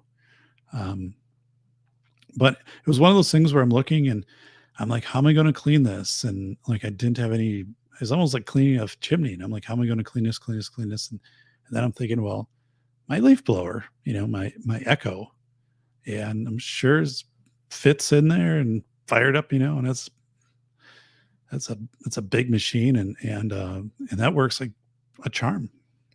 So, um, so this is New York Outcast. I helped a friend move into his new house with an HOA, and he almost got a fine for too many cars in the driveway. Yeah, that's the thing, right? And there's always people like who want to monitor that and be the HOA police. REM's song, Jim, "It's the End of the World as We Know It, and I feel fine." Yeah, I haven't thought too much about the dark world prospects. Um, I watched Dan from I Allegedly and Neil McCoy Ward, and to kind of get my take on things, but I don't know. Um, I, I think we're in for a, a long road of turmoil. I just I don't see things. I think the real telling point is going to be the 2024 election. I don't really see anything changing until then. Midterms might flip some things. I mean, we could have a big change here in my state in the governor race, but um, it's really 2024. And but I don't know. Um, yeah, I don't I shouldn't say that I'm not concerned about it, because I am certainly. And it's really weird too, because like if you have Treasury Direct account, which is free to set up, and I think everybody should do that, but a 1-year T bill is paying 4.6% right now, and you don't pay state taxes on it, which is really good for like a one term. I mean, if you had a money market, you're much better off to put it over there into a T bill, and you have to pay a commission or anything. But like a 10-year and a 20-year note, they're getting up around 4% or north of 4%. Well, if you have a 20-year note, I know that's a long time to like tie money up into a treasury. By the way, it hasn't been that way for 22 years, hasn't been over 4%, but it's there now. And you're not paying state tax on it. So, you're getting, let's say you get 5% on a 20-year note. You get paid every 6 months. A coupon, you get paid interest. That's pretty big, right? Because I would guess down the road, interest rates will drop down again. You're not paying some advisor fee. You're not paying, but it's a big thing to have that available. But I think the fact that the treasuries are so high, like a 1-year T-bill is so high, just shows you, because again, it hasn't been this high in 22 years, the 1-year treasury bill. And back then, like, there weren't many dollars out there compared to what there are today. There's so many dollars printed. Is going to be really, it just shows like what the government is doing to get people to buy debt from them. They're having to really jack up the return. And so as long as you're looking at that, and we haven't seen it in 22 years like this, that's a really dark sign, right? And what if it gets to be 6-7% that the government is paying, which then translates into what they're paying on their national debt? So suddenly you're paying an extra $500 billion a year onto a national debt. So it's just interesting, because a treasury wasn't really on the table for most people as a viable thing. Like in a I bond right now is paying 9.62%. You can only buy 10,000 a year, but an I bond 2 years ago was paying like 1%, if that. So seeing some of these things it's almost like once in a lifetime type of stuff. And I've been talking to a few people about this, and I said, I think now's the time to really explore treasuries, because again, you're not paying a middle person for those. It's easy to set up a Treasury Direct account, and you don't have to pay state taxes. And I just think it's a brand new opportunity that wasn't there even 6 months ago. I don't think it's going to be there long. I think that, in another 6 months, whatever treasury rates are, will probably start to come down, and then they could be down for another 20 years. So I'm kind of like looking at myself, and I'm like, if I'm going to do anything big in treasuries, I'm going to, make those moves here in the next 2-3 months. But it is kind of a set it and forget it type thing if you have that opportunity. So Anyway, U.S. Treasury Direct, you can set up an account online. There's a lot of people who do like YouTube videos, and they'll actually take you right into the site. And 7-10 minutes, they'll show you like, oh, I bought like a T-bill, or I bought like a treasury note, or whatever, and here's the difference. But it's pretty slick. And again, I mean, I'm not a big fan of paying people to manage my funds, and I would rather take a lower return with that very low risk than the potential for a high return with high risk. I just don't want to be in that camp. I wouldn't, and I have never felt bad not being in high risk things. And some people have had that, and they're like, "Oh, look how I did." Well, good for you. I mean, I don't feel bad for you. I don't feel envy, but I'm glad I'm not maneuvering those type of things largely. I have some exposure out there and some things that I want to minimize, but U.S. Treasuries. So anyway, someday we'll talk about that. Below saying, yeah, Jim, it's good to be at peace. Sure is. New York Outcasts. We were all just trying to help them move in. 4 cars in a driveway that would hold 10. That was the problem. Oh God, that sounds bad. That sounds bad. Yeah. This is Ting Ting. I had a stupid female HOA slap a no parking sticker on my Jeep because it was in the spare parking. How stupid of her not to see at a U-Haul taking things out of my condo. So as I said, Ting Ting, and you guys probably see this too, right? But I think if you have like an HOA, what I hear is like, I mean, there's just people who kind of appoint themselves as like a deputized HOA person. They go around and look for things that are out of place, right? And try to report you. So, oh my God, that's crazy. That's crazy. Koopa's saying, Halloween is when me and the wife got married. That's awesome, buddy. That's my favorite holiday, by the way. I think I've said that before. I love Halloween. I dress as a firefighter because I was a firefighter. So I just pull out my turnout gear, which we kept. So now it's become like, as an older firefighter, that's old time stuff. Well, yeah, it was new back when I used it. Right. But I love Halloween, and I love cause we have 1,000 kids who come to our house, but they come into the neighborhood. And so it's like, they block off the streets, the police do. And, so it's really cool. And I will spend the day getting the yard kind of spooky, but not so spooky where like a kid will be like, not like a gruesome spooky, but we have a little ghost that flies from a house to a tree and stuff like that. And it's lit up. And, but I like it. And when I was a kid, one of the coolest things about Halloween, and they don't really do this anymore, but you would watch, so as a kid, you'd be watching these documentaries about like haunted Savannah or like haunted Gettysburg, these hour-long documentaries. And, in the 70s and 80s. And those are really cool. Like, I can still find them on YouTube, but they don't do that today. Like there's who would have thought you'd have a ghost channel? Like we've got that on our cable package. Like, here's the ghost channel, all the different ghost shows. But it was a great time of year because I love those documentaries, part of the history and part of like all the ghost stuff. And then as soon as like Halloween was over, it was a big letdown because you wouldn't see those again for at least 11 months, right? They wouldn't be showing those specials. And my birthday is 1 week after Halloween. November 7th is my birthday. So I was supposed to be born. My due date was Halloween. I was 1 week late, November 7th. So, but yeah, I love Halloween. It's always been my favorite holiday, if that's, but we have a good time.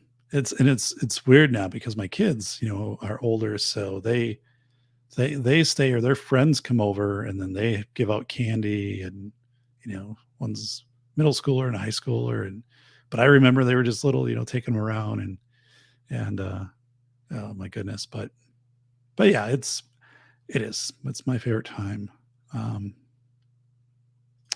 Koopa saying, we got married on Halloween, or married a redhead on Halloween. Oh my goodness, I need to rethink my life. I think a Halloween wedding and a Halloween anniversary would be awesome. Like you're having your anniversary on Halloween. That is good timing. So yeah, I think Halloween is kind of understated. Like I know places that do like Halloween parades and stuff like that. And again, I'm a big fan. Just like Halloween, and I love the ghost. We have in Wisconsin. There's some YouTubers now who do a haunted Wisconsin ghost show type thing, and they do really good content and very well edited. And they go to like these little towns and big towns or these places and stuff like that. And they've been releasing like 1 or 2 shows a month for like the last year. So they got posted on their thing. Like, this is really well done. And the way that they work the cameras and they put their shows together. And so it is something that is like kind of Travel Channel quality-ish. And they do the research beforehand. They get into areas, and it's well done. It's really well done. So that's kind of cool because I'm like, oh, it's not too far from me. So it's good night to New York. So, hey, buddy, good night. So yeah, 8:30 on Wednesday. Bending Ballistics will be the guest on the show. So 8:30 Central Time Wednesday. Hope to see you then, buddy. Jim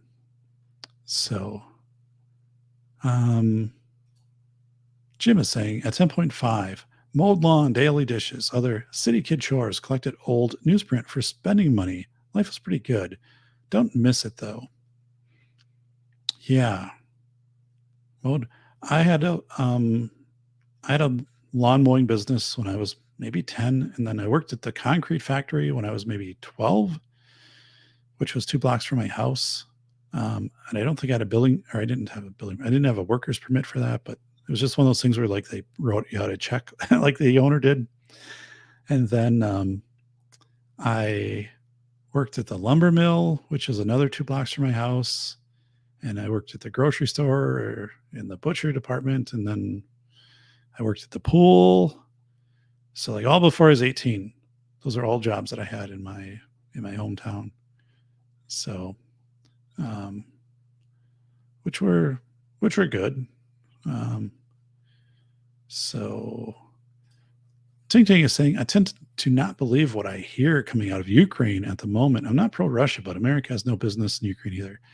I'm with you, Ting Ting. And something that is hugely missing is any act of diplomacy, or even who would be the third party diplomat to this.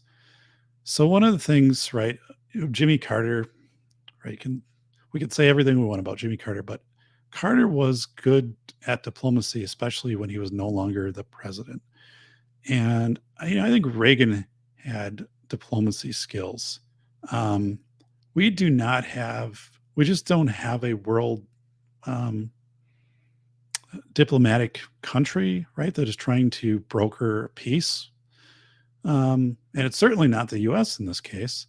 So, and I think, so when I talk to my classes, right, my superintendents and principals, and they're talking about mental health and their schools, the violence in their schools, right, and all this stuff. And I said, well, yeah, and part of the problem has to be recognized. The elephant in the room kind of has to be that, the US has perpetually been at war for, pretty much all modern time, except when President Trump was in office, right? So, but, so this whole approach in the Ukraine and like, the US like giving out guns to people and just how the ABC David Muir, all the news covers this stuff and whatever it's really made to be like might makes right. And also that someone is right and somebody's wrong per the media, which kind of wipes out debate.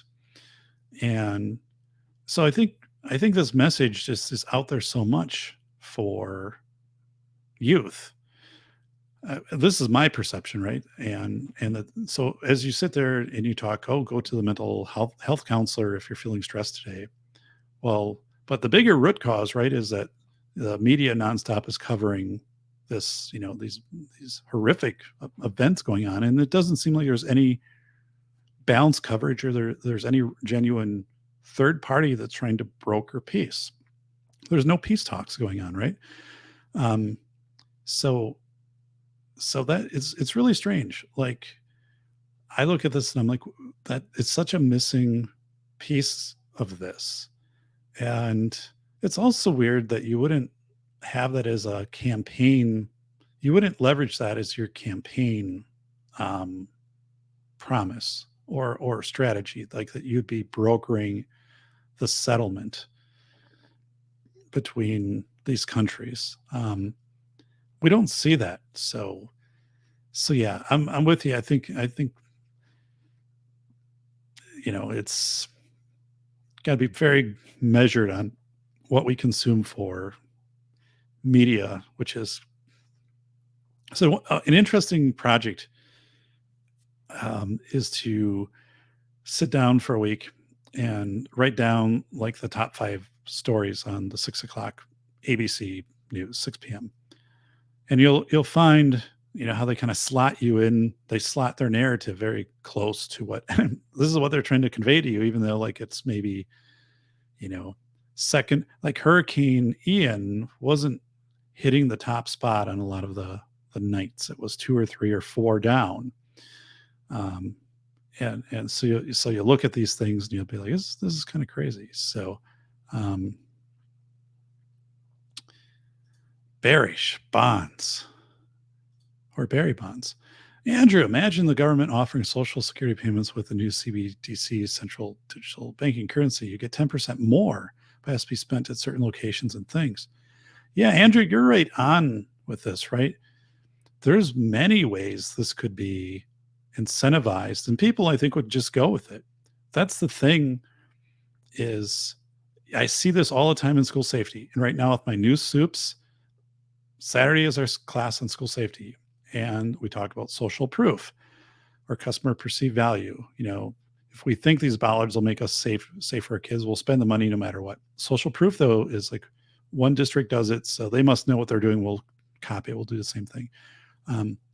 But you think a lot of these things would kind of be fact checked and people be like, I don't know, let's wait on it. But if you have 50% of the people that are willing to go with it, that's really all you need. So if you offered, just as you said, Andrew, this is a really good example. If you said, here, you can get 10% more, but it has to be on these certain locations and certain things. And maybe the certain things are ESG friendly, right?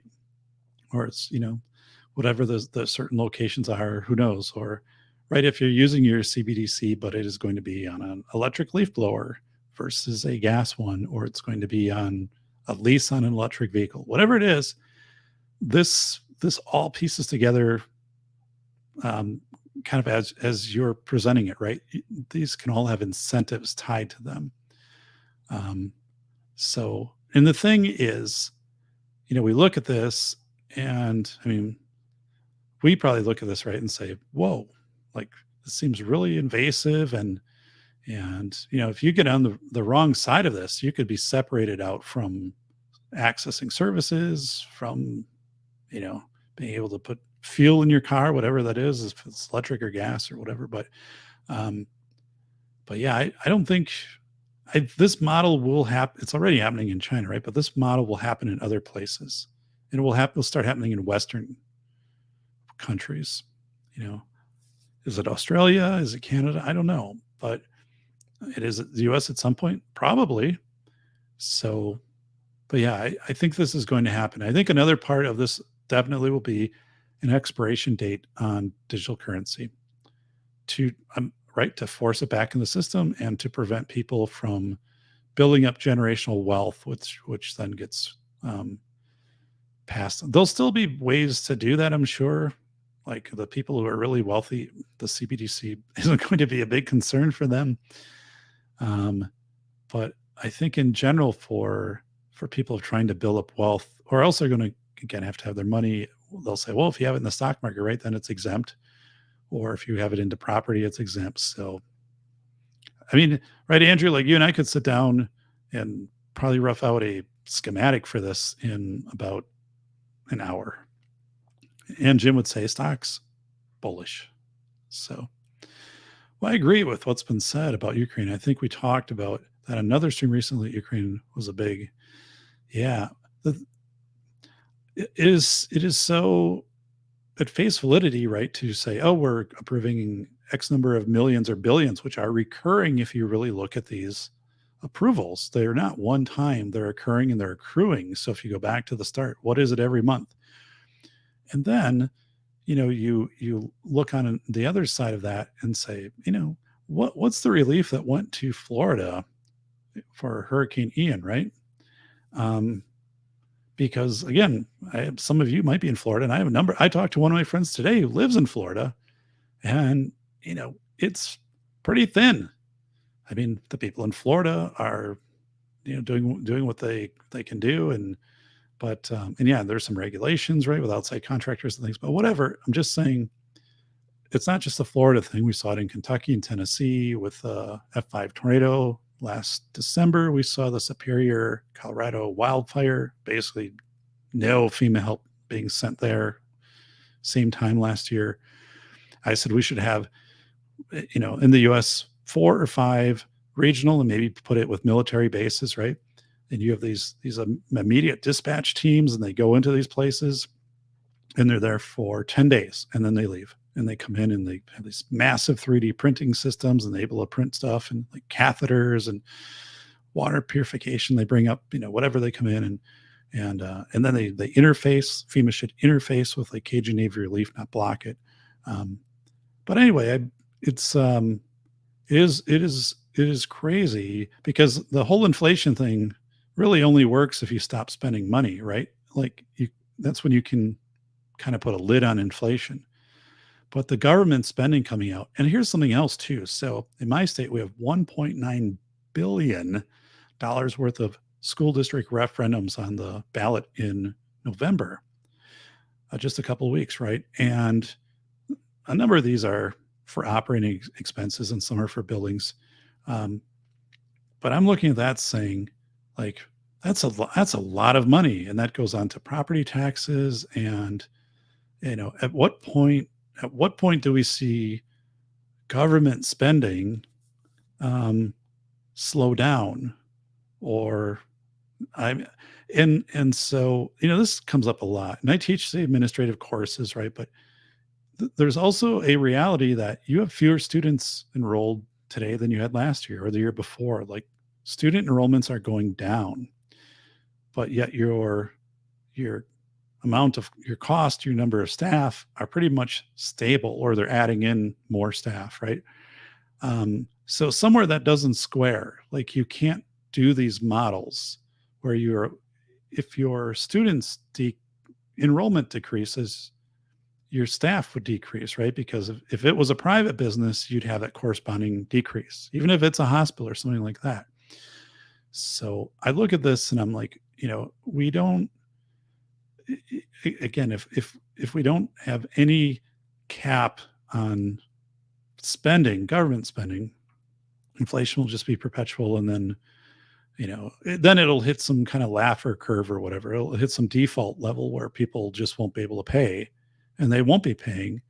And then the government, to make up the difference, will probably approve and print more money. And then inflation just becomes higher, and things just kind of gridlock. And because, right, that's literally when you go to the grocery store and bread is $5, milk is $10. And, so instead of taking a cart that you push, you're taking a basket.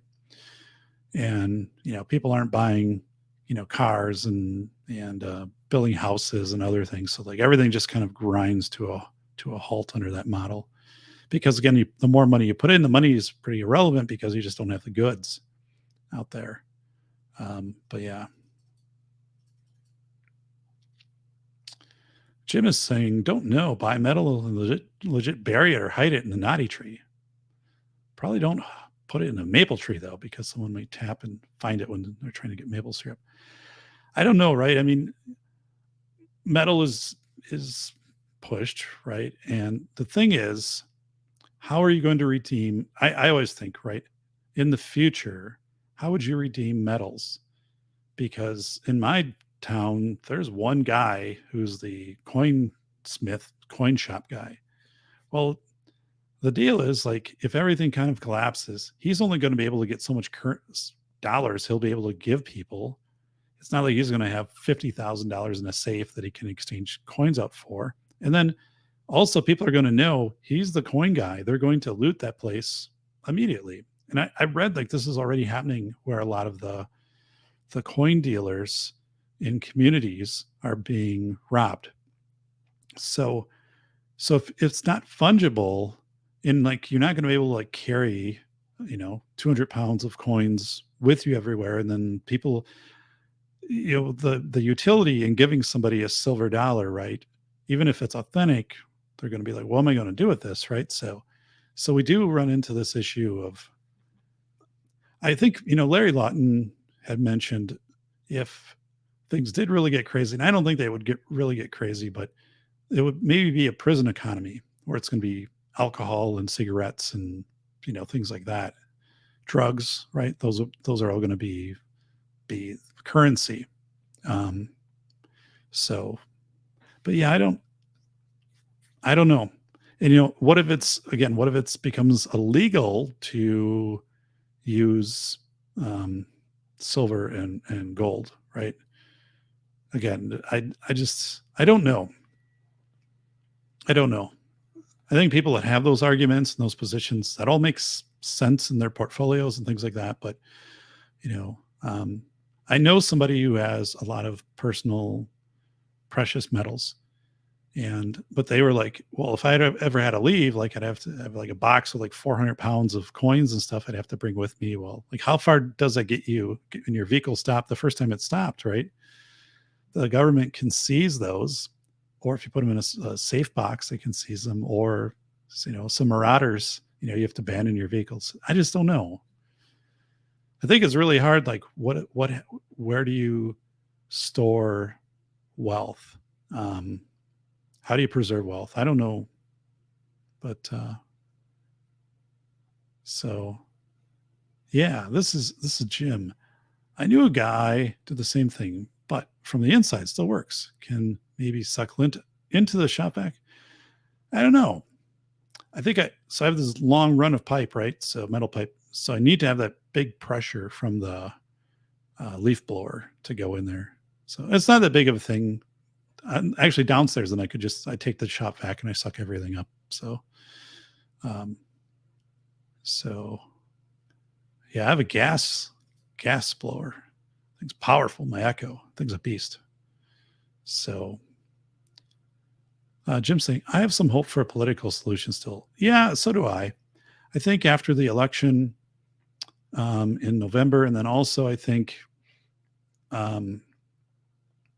I think it's going to kind of become obvious, right, to the Democrats, for one, if they don't, if a marketable strategy for 2024 is that they've brokered a truce in Ukraine and Russia, right? Like that would be, you could run on that.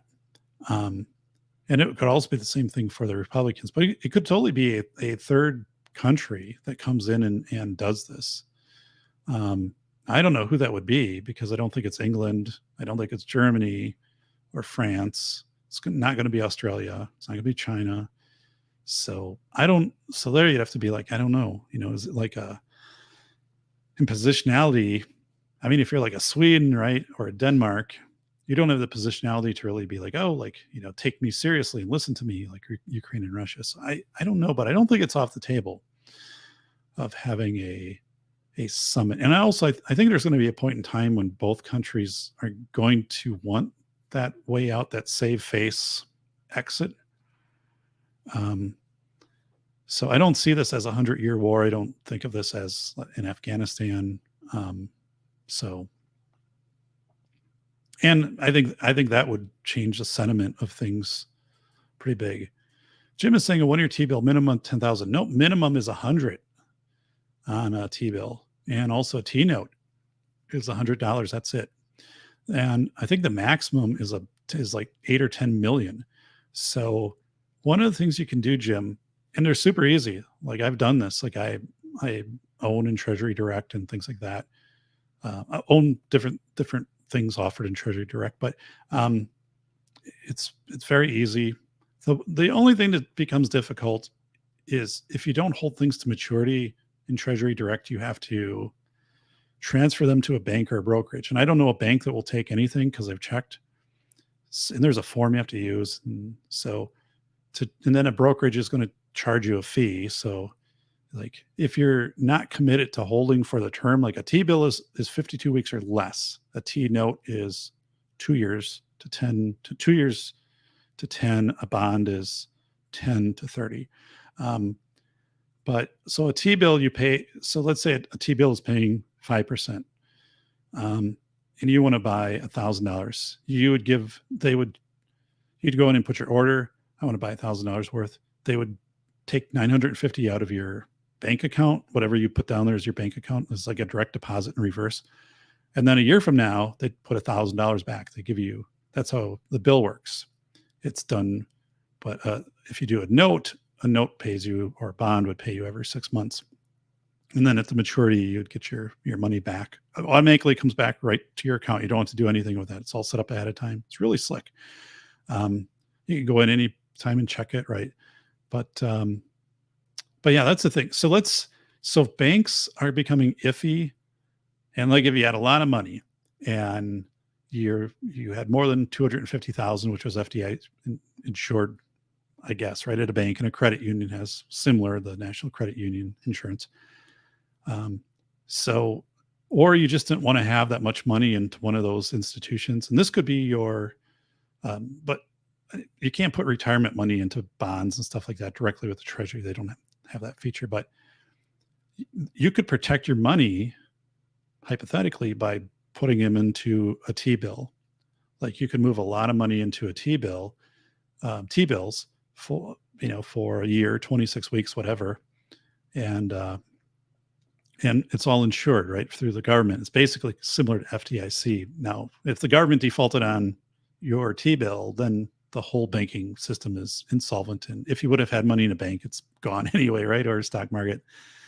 So, but this was a way, I never learned this. It was, it's a way that rich people, right, protect their assets. Is if things get really dicey, like they just shove, a few million or millions into treasuries for 13 or 26 weeks or whatever. There's some worldwide thing going on. Yeah. Or $1,000. What's the barrier to entry, Doc? So yeah, I mean, you can get in at $100 into a T-bill or a T-note or a T-bond. And I think you can go up to like I-bond is 10,000 a year, which is kind of crazy. That's 9.62. That'll come down a little bit in rate, but other bonds you can buy, like you could put an order for 5 million. That's not me. Could be you, Jim, but Andrew's saying a 10 years 4.24, but 30 is 4.239. Yeah, the curves are inverted right now. So like the one year is like what, 4.6 on a T-bill, and the rate should always be like the 1 year. The longer you give your money to the government to hold, or a bank CD for that matter, they should be paying you a higher return because you don't have access to your money. But that's not the way it is now. It's inverted. So they're having to pay these very high rates on very short term to get people even to put their money in. And people are like, I'm not going to trust where my money's going to be in 5 years, so I'm not going to do this, or 30 year. But even that 30 year at 4.239, that's if, again, I live in a state that has state taxes. You don't have any state taxes on a 30-year bond, treasury bond.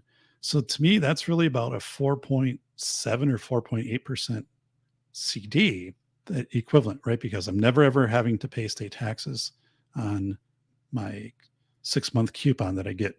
That goes right back into my account at my bank that I have set up.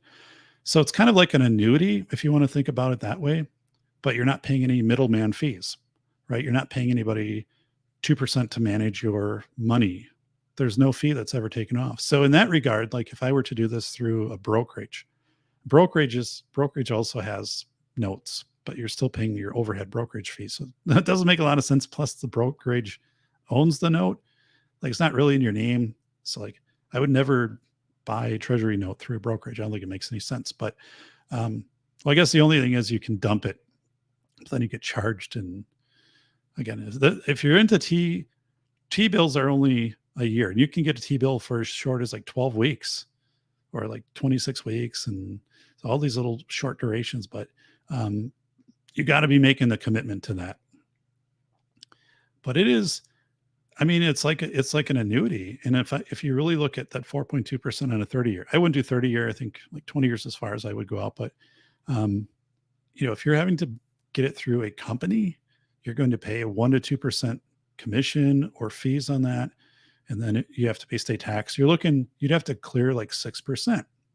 So, and you'd have risk, right? Because it's likely not insured if it's through a annuity or through a brokerage house or something like that. So yeah, I would definitely, if you had $100,000 and you put it into that 10-year note, every year you're getting $4,240.20. And they divide that by 2, right? So every 6 months you're getting that. And for the length that you hold it. Now the risk is, right, what if it goes up to like 10% on a 10-year note? But we haven't seen that in 35 years. This is very rare. These are the highest rates we've seen in 22 years. So my bet is that they're going to go back lower. So if you can lock in now at these rates, it might be awesome for you. But again, just kind of where I'm looking at is saying this is like a gift. But yeah, that is, treasuries are one of those things that just nobody talked about because they weren't worth talking about, and suddenly they are. But as somebody like I also have a brokerage account, like I very much am going to completely just phase that out because it's not worth paying the fee. It's not worth paying the fee to have that. Like, because even though you go down and go down, you're still paying your quarterly fee. And it's ridiculous. And to think, why you should have to pay somebody money to manage your money. Like we should all, I don't know. I think these kind of managed brokerage things, I'm not a fan of those whatsoever. And I'm going to be making some changes here. But as treasuries, I'm a big fan of treasuries. Huge fan of treasuries. So, but yeah. And if you are new and you just want to try out a treasury, I think you can get like a 12-week T-bill and, $100. And then in 12 weeks, whatever, they'll charge you $99.50. And then you'll get your 50 cents back the 12 weeks. Cause right, you'd have to take it on what a year would be. But so, yeah, I need to shift some things around, but I'm what happens in brokerage. So, if you have a managed brokerage account and you run into this, if you have a 401k, or if you get out of 401k and it still stays with that brokerage, there's a fee that they're charging you to have access to the funds, or it's built into the funds, or it's a quarterly fee saying, oh, we're in your balance. So if your balance is 100,000, well, every quarter you're going to get charged 1.5% of your balance. And you're like, oh, 1.5. And then they'll always be like, oh, but the stock market returns 6 to 8% every year. Not this year. This year is about, 30, really, I mean, S&P has about, portfolio is probably 30 to 40% down, which is pretty crazy. Which then has to go up 60% to recover it. Again, $100 down 50% is $50. $50 up 50% is equals $75. You have to actually go up 100%. But yeah, I mean, but then you're like, oh my God, like, this person is taking a big cut for doing nothing. And so it really works great for a broker, right? If the market is going up and then it makes it look like you're doing all this great stuff, and it's just rising waters float all boats. So, ding ting, 10-year bonds are more than 30-year. Someone is confused. Yeah, they've been that way for a while. Last, I don't know, 4 or 5 months. So yeah, 5, 7-year bonds. All the bonds are inverted up until maybe 3 years. 1, 2, and 3 are quite a bit higher than 10, 20, 30. So, but what that conveys, right? when you have an inverted bond yield, which is very rare, and it's also in the CD market for banks, bank CDs and credit union share certificates, same thing. The inverted bond yield, they'll go out 3 years, and the 3-year CD will be their highest paying. And if you go out 5 years or 7, it drops down. And that doesn't make sense, because any other time in the last 30, 40, 50 years, it would be, again, the longer you put your money in, the higher return you'd have. So, yeah. An I-bond? Yeah, I think an I-bond, right? An I-bond is lower. And you can buy I-bond like fraction. You can buy like a $50 I-bond, then a $100 I-bond and stuff like that. The most you can buy total in 1 year is $10,000 in I-bonds. So, yeah. No snow by Mike. Been cold and raining. Going to be 70s by the weekend. Yeah, we hit that tomorrow. It was in the 60s and sunny today, and tomorrow will be low 70s, and then Saturday, Sunday each have a chance of hitting 80 and being sunny. So, Jim, well, if people dress weird and drink too much at the Roth anniversary party, will anybody notice? That's a solid point, Doc. Yeah. Oh my goodness. I don't know. That is just crazy. That is crazy. I talk investing. Phone spits out Roth IRA. So, yeah. So, a Roth is post-tax. So it depends upon how much money you earn. If you're filing single or as a couple, but you can, and as you get older, as you get 50 or older, you can take out more. So I think my limit would be 7,000 because I'm over 50. Otherwise, it's 6,000. So those are dollars you've already paid taxes on. Once you put them in to a Roth account, they grow tax-free for as long as they're in there. And then they also, if somebody inherits them, they're also tax-free. So that's a good deal. And you can use them to manipulate the taxes you'll pay in the future. So let's say you had a 401k, which isn't a Roth, although they do have a Roth 401k, and I did have one of those years ago. But say your Roth dollars or 401k, you can kind of calculate out what you'd be pulling out, say when you're in your 70s.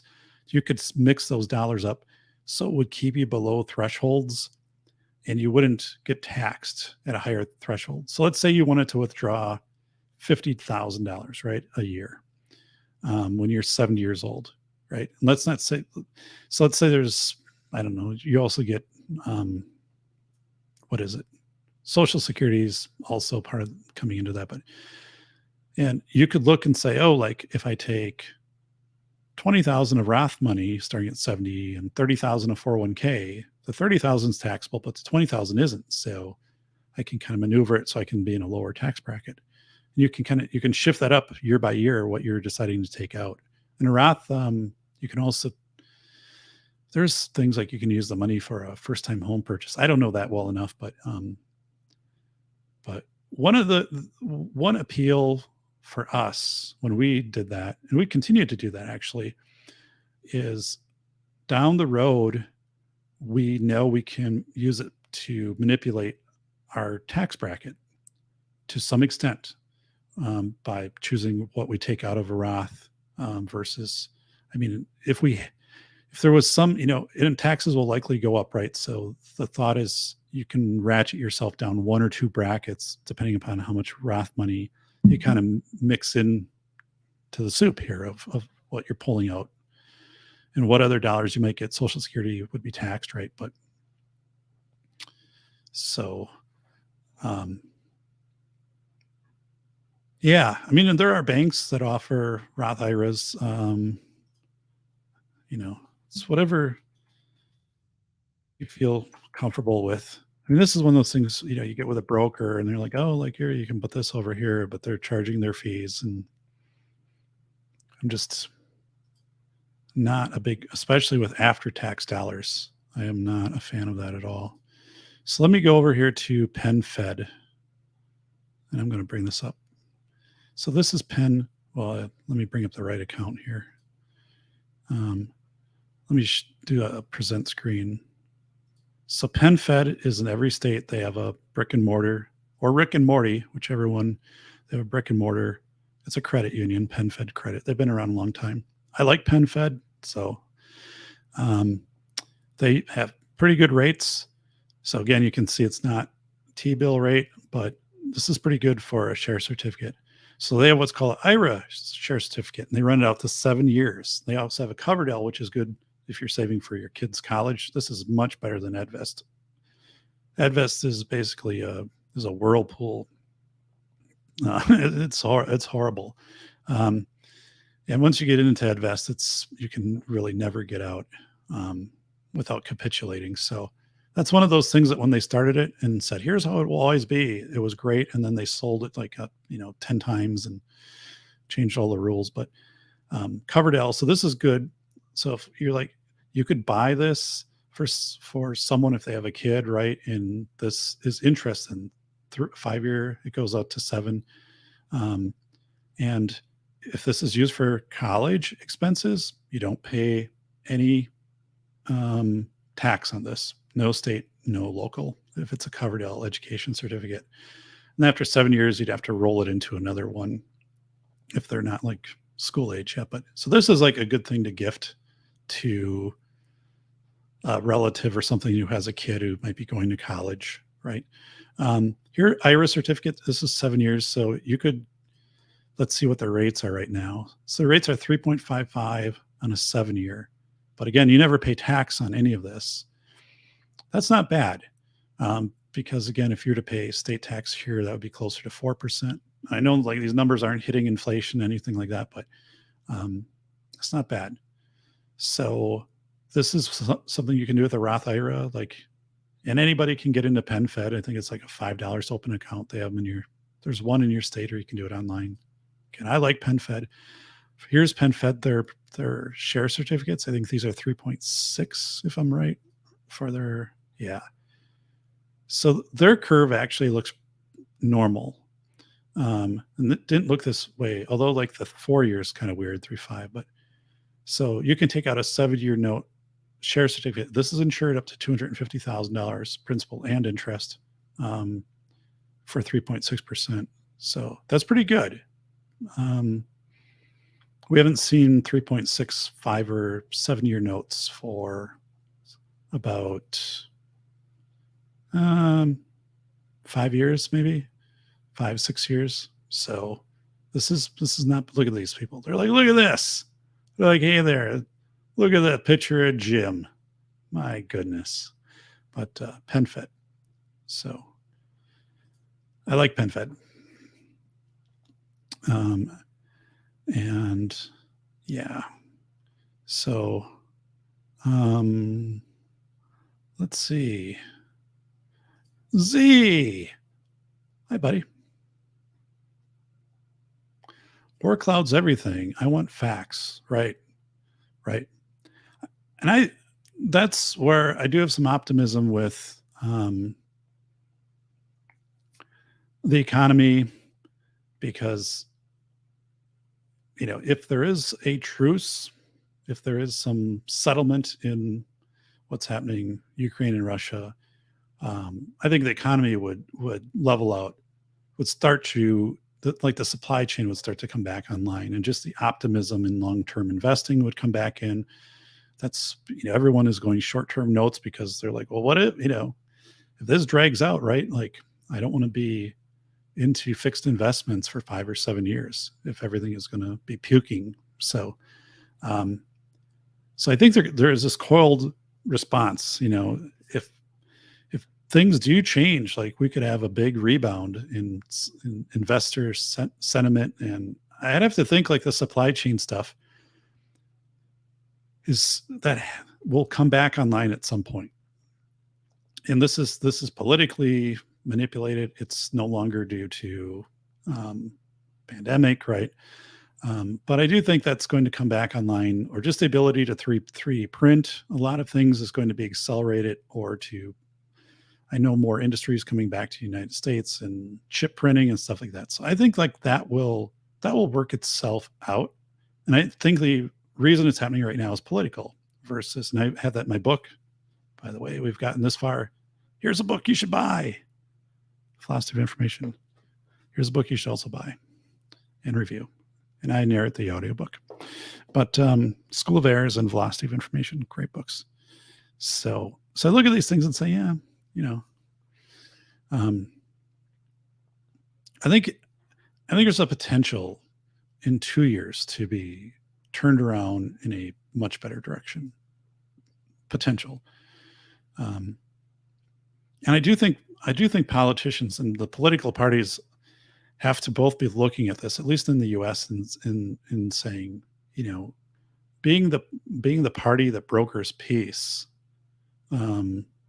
is going to resonate very well with people, especially because, if you're saying this will have an effect of lower gas prices and lower grocery and inflation and things like that, whether it will or won't, I don't know. But I mean, that's how you would sell. That's how you'd try to sell that. People get used to war. Yeah. And I think people are used to war now. I mean, the media has just convinced them, right, that this has had to happen. This has to happen, and this continued funding and things have to happen. But I also think there's the corporate side of it, where the banks and the mortgage lenders and all of this, and the war machine for making the planes and the tanks and all that stuff, the kind of the conventional World War II conventional approach, that's not there today, right? It's mostly drones and it's different equipment. It's more technology versus kind of expendables of, we can leave these many Jeeps over and whatever. So I don't think there's as many industries that are benefiting, I guess what I'm trying to say, from the conflict or the war in Ukraine. I don't think Johnson & Johnson, for example, and Verizon are, getting a big boost out of that. So, so I think there's going to be this corporate pressure in DC to change things, with their lobbyists and so forth. So I don't know. I didn't expect a year ago that this is where we would be. And I mean, honestly, every day, I just expect Dow Jones and S&P to go down. So that is my default expectation. So when it's up like 500 and then everybody feels great, although it's been down 2,000 for the last week, and you get a little bit back and everyone's like, hey, that is just my default. And I guess I am conditioned where it would have shocked me a year ago. A couple of days like that would have really shocked and brought my attention to the investments and just to like what is going to happen to all kinds of businesses, but especially smaller business. And now, you do get conditioned. I think it's the same thing in school safety, right? The frequency of that and the coverage, right, just has people become conditioned to school violence, or they've been conditioned to, we have to spend $1 million on the high definition cameras. And so, Doc, any coin shop can pay you for your coins or bars if you call in advance. They just need notice. So, yes. I think my point on that was there have been some stories recently that I've read where the shops have been robbed, right? And also the store owners are saying, if things get really tight, we don't know if we would be able to get money from the bank. So let's say you go into the coin shop and you want to get $10,000 redeemed out of your bars or coins. And they're like, I can give you $500 today because the bank or the banks that I'm working with are only giving me X amount of dollars. And also like here where I don't have security and all that, I'm only going to keep so much money. So those types of things I think are variables. Like in my banking institutions now, all have new limits on what you can get out for money, and some of it's as low as $400 a day total. So, so these as you talk about hedging things, and I don't disagree with the hedging. I'm saying I think I think for the owners, I know a couple of these folks, they said their thing is like, unless they're sitting on a lot of cash, which isn't a position they want to be in, because that's a targeted position, right? Um, it's not as fluid as it was 2 years ago of them, being able to get that paper cash for you. They're not having that access isn't as fluid for them. And if that access isn't there for them, so ting ting, this person is trying to blame everything on others, hoping it's like, so that is called, and there's a term for that. It's called the low key. So this is the term LOKI, the low key. So at the start of, this is one thing that was prevalent in San Francisco in headlines and in government statements when smash and grabs are going up. It was due to the pandemic, smash and grab crime is up, right? And it'd be like, well, that's not really related necessarily, but as you said, it's the low key. Loki is a Norse god of chaos, and they'd be like, oh, like our crops didn't come up this year. The low key, is to blame. So it was just this thing to blame, and then you basically didn't have to think about it anymore. You just blame the low key and you moved on. But when you do this, right, and you say, oh, because of the pandemic, right, we don't have, or the supply chain is messed up, and that's all. And I'm like, you're right. You always just take this thing that can't defend itself and really isn't. It happens simultaneous, but it's not really causal. And you just get people to believe that narrative, right? And there's other things that we get told, narratives which are causing certain things and stuff like that. But when you see politicians do that, it really stands out if you look for it when they do this low key type stuff. So yeah. That's a good point, Ting Ting. Oh my goodness, Susan Rice. I haven't heard that name for a long time. Oh my God. I don't want to bring back those memories of Susan Rice in politics. Oh my goodness. So, oh my goodness. Yeah. Holy smokes.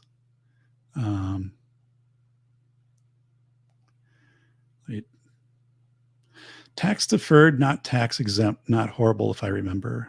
So, all right. So 401k would be tax deferred.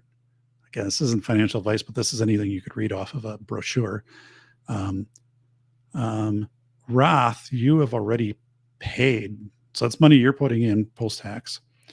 And then anything that grows on that for interest is also tax-free. So you can put more in tax deferred than you can in a Roth, which is tax exempt.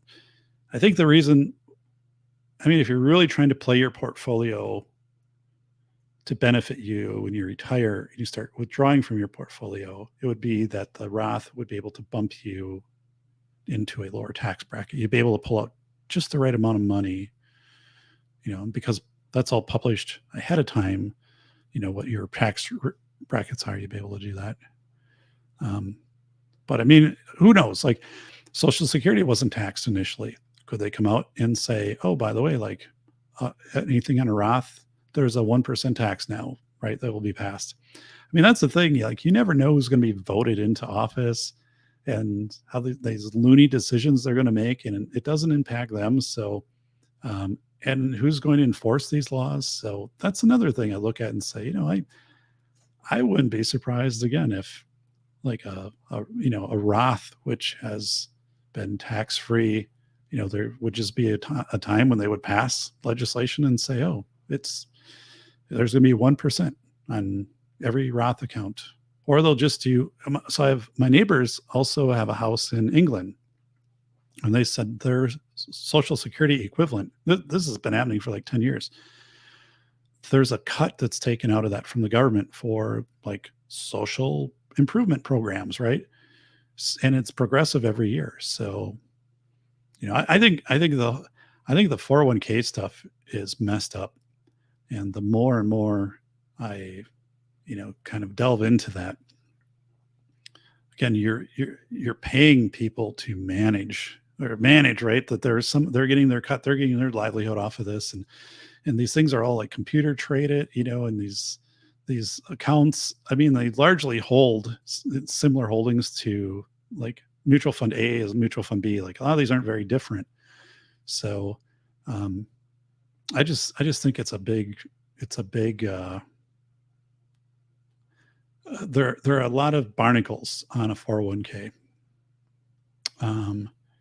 One puts after tax money. This is BOLO. We call it a TFSA up here in Canada. Still gets taxed when you buy something. So, okay. So yeah, a Roth never gets taxed. But if you take your Roth money and you buy a boat with it, you're like, here, I have $10,000 in Roth money. I'm going to buy this boat. You'd have to pay sales tax on the boat. So like that still exists. So Navy Fed had 3% something years back, Navy Fed Credit Union. So, yeah, I mean, I monitor daily across the nation.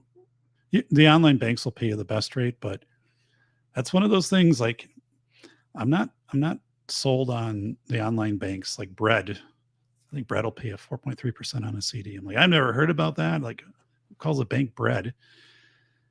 And then, there isn't a branch. So if things go weird with your account, you basically have to negotiate that over the phone. Or what if you die and it's whoever's your payment on death person, like they have to try to work.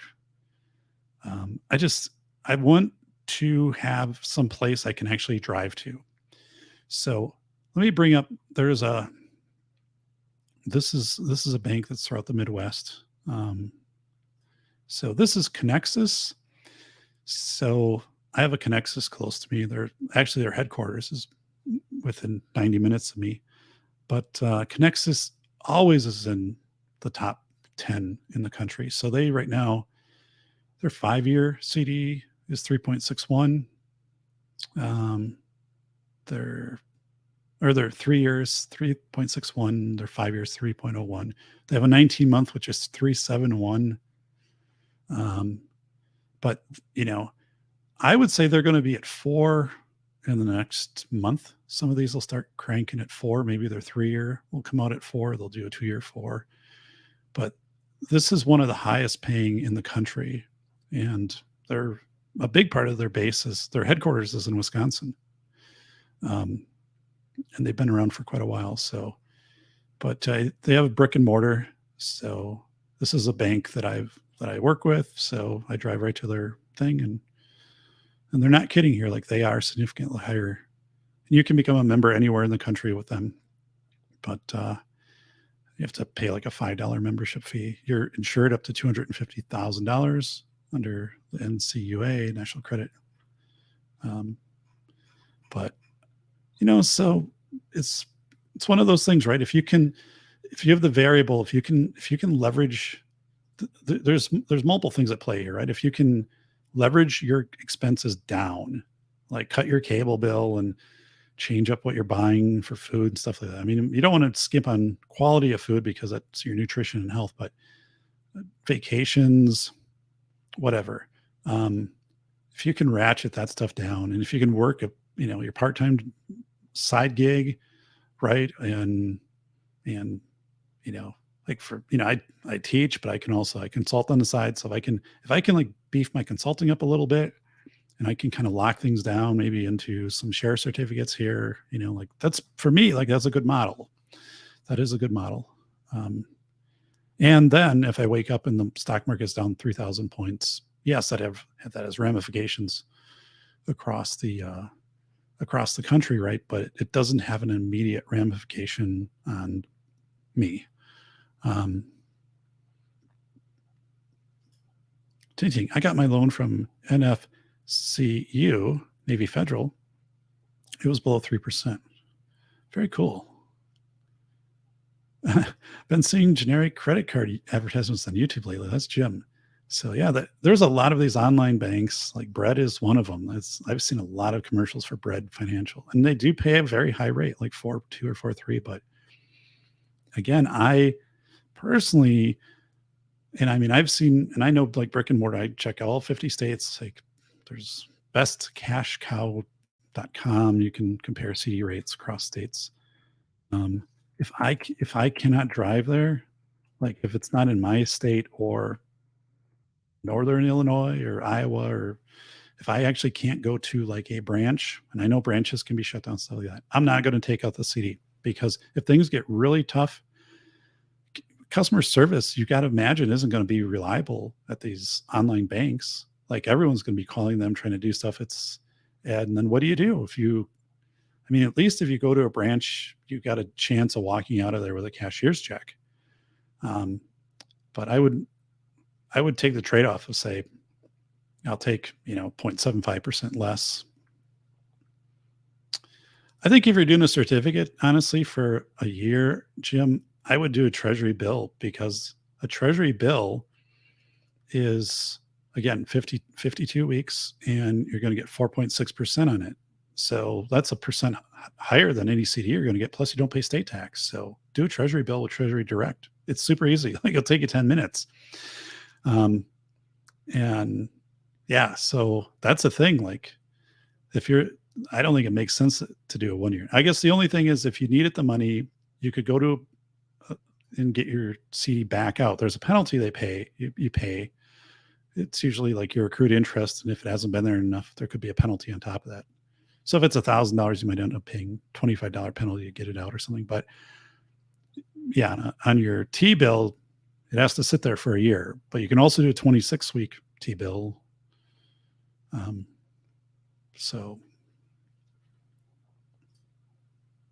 If anyone needs a laugh, check out the Freedom Tunes YouTube channel, latest video, if the media were honest about January 6th. Okay, Mike. By the way, and he says, warning, strong language. Thank you for subscribing here. We're up to 1.24K, which is great. And so that is awesome. Thank you so much.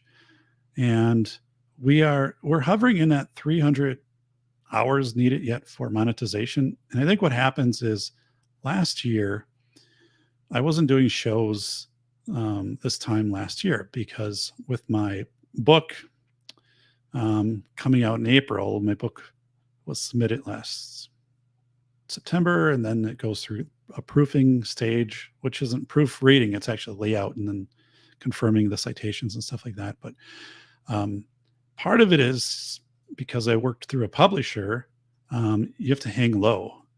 If you bring any, if you bring controversy upon yourself, the trickster, the devil, yeah. Look up I wrote about the low key in my book, the velocity of information. So, and you can tell people who use a low key approach, like whether it be during a pandemic or stressful times, people, either politicians or just individuals who use a low key, right there. They kind of, it's an approach. Like, I knew somebody who did this. They would just say, if they get overwhelmed, they just say, Jesus, take the wheel. That was kind of their phrase. And actually, they'd be like, it's winter roads around here. They say, I just was overwhelmed. I just said, Jesus, take the wheel. I'm like, well, that's kind of that's your low key approach, right? You're just like giving your agency away as you're coping. You're really still driving, right? You're still managing everything, but this low key approach is a little, and that was a religion. That's not a great example, but I think when people like just do that handoff, they kind of get into that. Oh, well, it is what it is. Or, those are people, yeah, they don't want to get deep into things. And I think it's hard for them to get very vested into things. But I did a show on the low key once. So, hey, it's that time to close up shop and get ready to head home. Thanks, Doc. Appreciate it. Well, thank you, Mike. And yeah, on Wednesday at 8:30 Central Time PM, Bending Ballistics will be the guest on the show. And as we know, Bending Ballistics, look at this, are the God of Mischief. So I think Loki, there's some different interpretations, but I think God of Mischief. I've read the devil part when I was doing the research for the book too, though. But kind of like not a super evil devil, but just like a quasi-friendly, mischievous devil. But yeah, it was a God of Mischief. So yeah, our crops didn't come up, or I can't find my shoes, the Loki hit them. So Smash that like button. Yeah, I appreciate that. Smash the watch hours button. I so because I wasn't producing content, it's 365 days. So I have days like now that aren't like if we go back to October, November, December last year, I wasn't producing content because with my book, I couldn't introduce controversy, right? I couldn't do that. Not that I'm real controversial, right? But it could be a big problem under the publishing contract. So I had to go lights out until the book released. So I do have this like window where I have this hole, and that really hurts for the monetization. But bank runs are happening quietly. I think you're right with that, Jim. I I've had banking experiences in the last month where the ATM didn't work and there was no sign. And so I went inside and they're like, "Oh yeah, the ATM's not been working." I'm like, "Okay, but you have no sign out there." So if you're aware of it, I don't quite get why there isn't a sign. And then there also was a limit on how much I could take out, which was I think $400. So in a day. And I guess you could say like if you needed more money, you could let them know. But it was just these are weird things. And then I also got quizzed at another bank why I was taking some money out. What do you need it for? Or what do you and basically just say I got better returning investments than what's happening here. So and but these are all new layers and twists that are going into things. So in Norse mythology, yeah. So but the low key is a media approach and it's also a political approach, right? You try to blame on something that's big. So so like inflation, the term inflation would be used as a low key. So it wouldn't be what was causing the causal of inflation or the root causes or anything. It would be a low key term, right? So and either party could claim the other party is causing inflation. So, but yeah, you're not able to get the variety of items that stores that you used to. That's because of inflation, right? And so the low key stuff. I wish somebody would have taught this to me years ago. That's what I teach to my students. I often will say, I'm telling you things that nobody ever told me that I had to figure out on my own. So, and trust me, like this will help you. And one of the things on Saturday when I instruct my class is I don't know if does anybody here familiar with Chris Voss? Does anybody know Chris Voss? I don't know if you know Chris Voss, but anybody familiar? So let me see. Well, okay, so let me bring this up. Chris Voss, by this time you've already, Chris Voss was the FBI lead hostage negotiator. So he's retired now. He does master classes. If you have him come in to a conference, it's $30,000 to $40,000 to have him present at a conference. But there's a lot of Chris Voss content on YouTube. And then his son kind of took over in the negotiating. I don't think his son was with the FBI. Could be, I don't know. But his son, it's a Black Swan group. But here's a master class. Chris Voss is awesome. So it's all high stakes negotiating, and he works with police, but he also works with like realtors, and he works with like business professionals. He works with attorneys on getting settlements and things like this, and how to like there'll be things of saying like if you're working with somebody and it's easier to get people to say no than yes. And again, this guy is these books like Never Split the Difference. I mean, his massive body of work. So I'm not doing any justice to kind of tell you about Chris Voss right here, but yeah. So Chris Voss would say like, if you come in and say like, is it ridiculous for me to ask for this, this thing for this price? And then someone will be like, no. Or is it, for school safety, right? Is it ridiculous that all of our students feel safe here? Well, the answer to that would be no. Why? So, okay. So there's all these strategies in the negotiation aspect. But again, he works with, he tells stories where he works with, real estate, big commercial real estate agents, and coaches them. And then they go in and they're able to get $1,000 or $1 million more on a deal because the way that they've structured the negotiation and the language. So I've been a big fan of Chris Voss for a long time. And what I do is I tell people in my class, I'm like, you know what? Like, what you never hear at your state conferences, they never bring in a Chris Voss type person. They never bring in someone from a Black Swan to come in and talk about these negotiation skills. And I'm like, you have contentious board meetings, people coming in, you need to know these things. And so why aren't they doing that? And why aren't you doing this? Like, I would say your training is wrong. Like, you don't need to go and to learn as a superintendent about more stuff about reading scores and stuff like that. Like, there's other people doing that in your district. Like, you need to be the person taking the master class from Chris Voss, and your state organizations need to be putting the money out to bring Chris Voss in for a state conference. But this is something they never think about. And I'm like, he works with physicians. So he did one presentation where it was a physicians group, and he was helping them with how to work with, like contentious patients and families, right? And it's more than just verbal judo, which the book's Verbal Judo, and I have those. This is really like long, how to put this together that it would last over the duration of the relationship, right? And then also to see when it's being kind of used against you, I guess. But I don't know. I'm a big fan of stuff like this. So when I talk to people about it, it's like they've never heard it before. They're state agencies, and I'm like, take this. Like, I don't know, it's $200 for the master class. Have your district pay for it. So, go in and take the master class, and then ask yourself, are you better prepared as a superintendent for board meetings because of the master class you took? And if the answer is yes, then you should get your board members to take this class, right?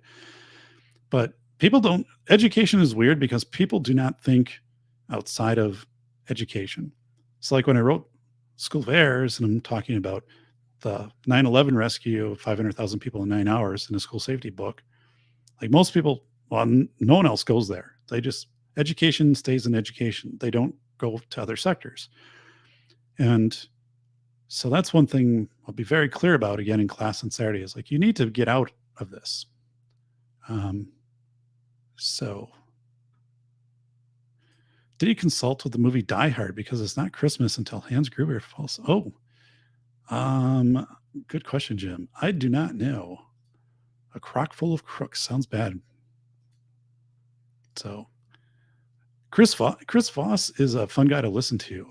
And one thing he didn't narrate his books, like Never Split the Difference. He had somebody narrate those, and they're not nearly as good as Chris Voss is. Chris Voss is a phenomenal speaker. It just has this presence, this tone, and yeah, I can understand maybe it's not his thing or whatever, but like, the publishers should have just said, come in and we will work through this, and make you feel comfortable, whatever it takes, because your voice really is the book. And when you separate, that is one time, like, I can't listen to the book, like the narrator, and the narrator is not bad. It's just like, it's not Chris Voss. So it doesn't square with me. Robert Kiyosaki. Yeah, Robert Kiyosaki is an awesome presenter.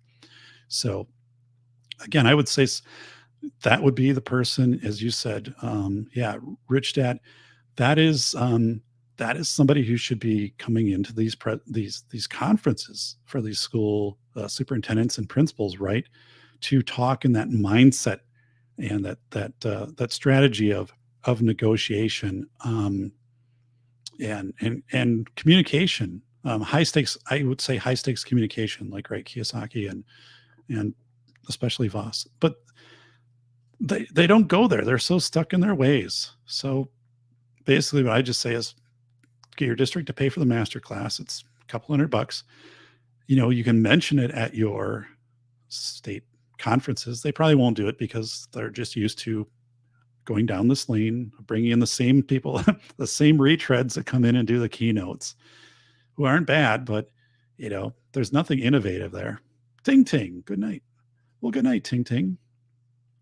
thanks for being here tonight. Thanks for subscribing to the show and contributing to the watch hours. I appreciate it. And again, Wednesday, I have a terrific show with Bending Ballistics on. So really looking forward to that. Yes, sake is Japanese. So thanks. And the microphone, thanks. You've been listening, doing a live drag off the mic. I love this. My new headset, Audio Technica, arrives tomorrow. So then this one is being retired. So I can't fix this one. It's bad. So yeah, so I spent $250 on this, $180 on a headset, and then over $200 on a new camera. So I don't know what's happening. But the mic was 7 years old, the Yeti, and it was failing. This camera is 10 years old. It's still okay, but it's losing its white balance. Its contrast stuff is, I can tell when I'm comparing it back to older videos. And then the ear pads are deteriorating on this. So they actually are flaking off and all stuff. And they're not replaceable on these LYXs. This was like a $40 headset, which I like, but I decided to go with a higher end headset in my classes in spring I teach. So again, in those classes, I'm setting up the studio, and actually I bought the headset too, HyperX. So that's been an expenditure down here. So kind of like crazy. But some of that is I wanted to buy that while I knew I could still get it. Like I with inflation, and the access to microphones and stuff like that, and I was able to get this microphone. But yeah. End the war, kill your television. It's a bumper sticker. Is it really a bumper sticker, Jim? If not, it should be, right? Oh, the worst time to take my blood pressure would be the first 60 seconds of David Muir, ABC Nightly News. The only reason I watch it is not for content, because I know it's all garbage, but I watch it because I just document what's the first, what's their lead off, what's their second, what's their third, what's their fourth, what's their fifth. And I was thinking about putting that in the velocity of information, but I didn't. There were reasons I didn't want to do that. And some was like for legal reasons I didn't want to do that, and also with my publisher. But it is very, very telling, and especially like when Hurricane Ian was having landfall, right? If you go back to what the first story was, the second, the third story, the fourth story. So Barney Miller was awesome. Is still awesome. MASH. Oh my God, I loved MASH. I actually bought the DVDs, which I never watch. That was years ago, but MASH, Barney Miller. So yeah. MASH was on 10:30 every night for when I was growing up as a kid. Always. I don't know if MASH is now like politically incorrect, if that's one of the reasons it's not syndicated. Bosom Buddies isn't syndicated with that Peter Scarborough and what was it? Or was it Scarborough or Peter and Tom Hanks? But Doc, I'm super excited for your show. For our show, buddy, it's you and I, or me, whatever it is, how you correctly do that. But I am Bending Ballistics. We have a terrific framework. It's already put together, right? And plus wherever we go with it. But I'm a big fan of your channel, and you're helping me out in a big way, because as much as I do with school safety and community safety, right, and with all the shows and books and presentations, I've never addressed in a scholarly dialogue. I've never talked about arming teachers and the considerations that go into that. Of not saying, oh, this is absolutely a yes or absolutely no, but like what do we have to, what comes to the table when you have this discussion? And so we're going to do that. And then the other part, which I'm also thrilled about, is talking about the high school trap shooting teams. And until I did some research and realized there were like 3 teams in 2008, now there's like 44,000, and like what goes into that? Like what goes into coaching kids for competitive shooting? Like what goes into that? And also, what does Board of Education policy look like in a school that says we're zero tolerance, and they don't have esports because there's a cartoonish gun in esports? Do they also then not have competitive shooting? Like my district has competitive shooting, and our team does very well. It's often in the newspaper, finishing very high in competitions in state and things like that. So, but these are really good. And just having you on, just talk in general, it's gonna be great. So I remember that show. My dad liked it. Yeah, MASH was, and Barney Miller, right? And Barney Miller was a blast. The older shows are the best. Yeah, I mean, I remember Saturday nights when I was growing up. They had the Love Boat would be on, and then it would be followed. So the Love Boat was like, I don't know, 8 o'clock, and I don't know if it was, I think it was a half hour, and then at 8:30 would be Fantasy Island. I think one Fantasy Island might have been an hour with Macario Montalban, and but like that was every Saturday, right? It was Love Boat, and then it was Fantasy Island, and those are great shows. And growing up, like it was, and you could always count on that, right? That was Captain Steubing and the Love Boat, and kind of the mystery of Fantasy Island. Hogan's Heroes, oh my God, Clink. So, could you imagine airing a rerun of Hogan's Heroes today? Like, could you imagine someone trying to syndicate that, pull it out of a syndication, or pull it out and syndicate it late night? Like, see, that's a thing, right? I mean, some of this stuff is, oh, Newhart. Yeah. Yeah. Newhart was, yeah, here's my brother Daryl and my other brother Daryl. Newhart was also very good. I love MASH too. Great buddy docudrama. Yeah. And MASH just had the magic where they could change out the characters, right? So Trapper John and, but it was Colonel Blake and Colonel Potter. But yeah.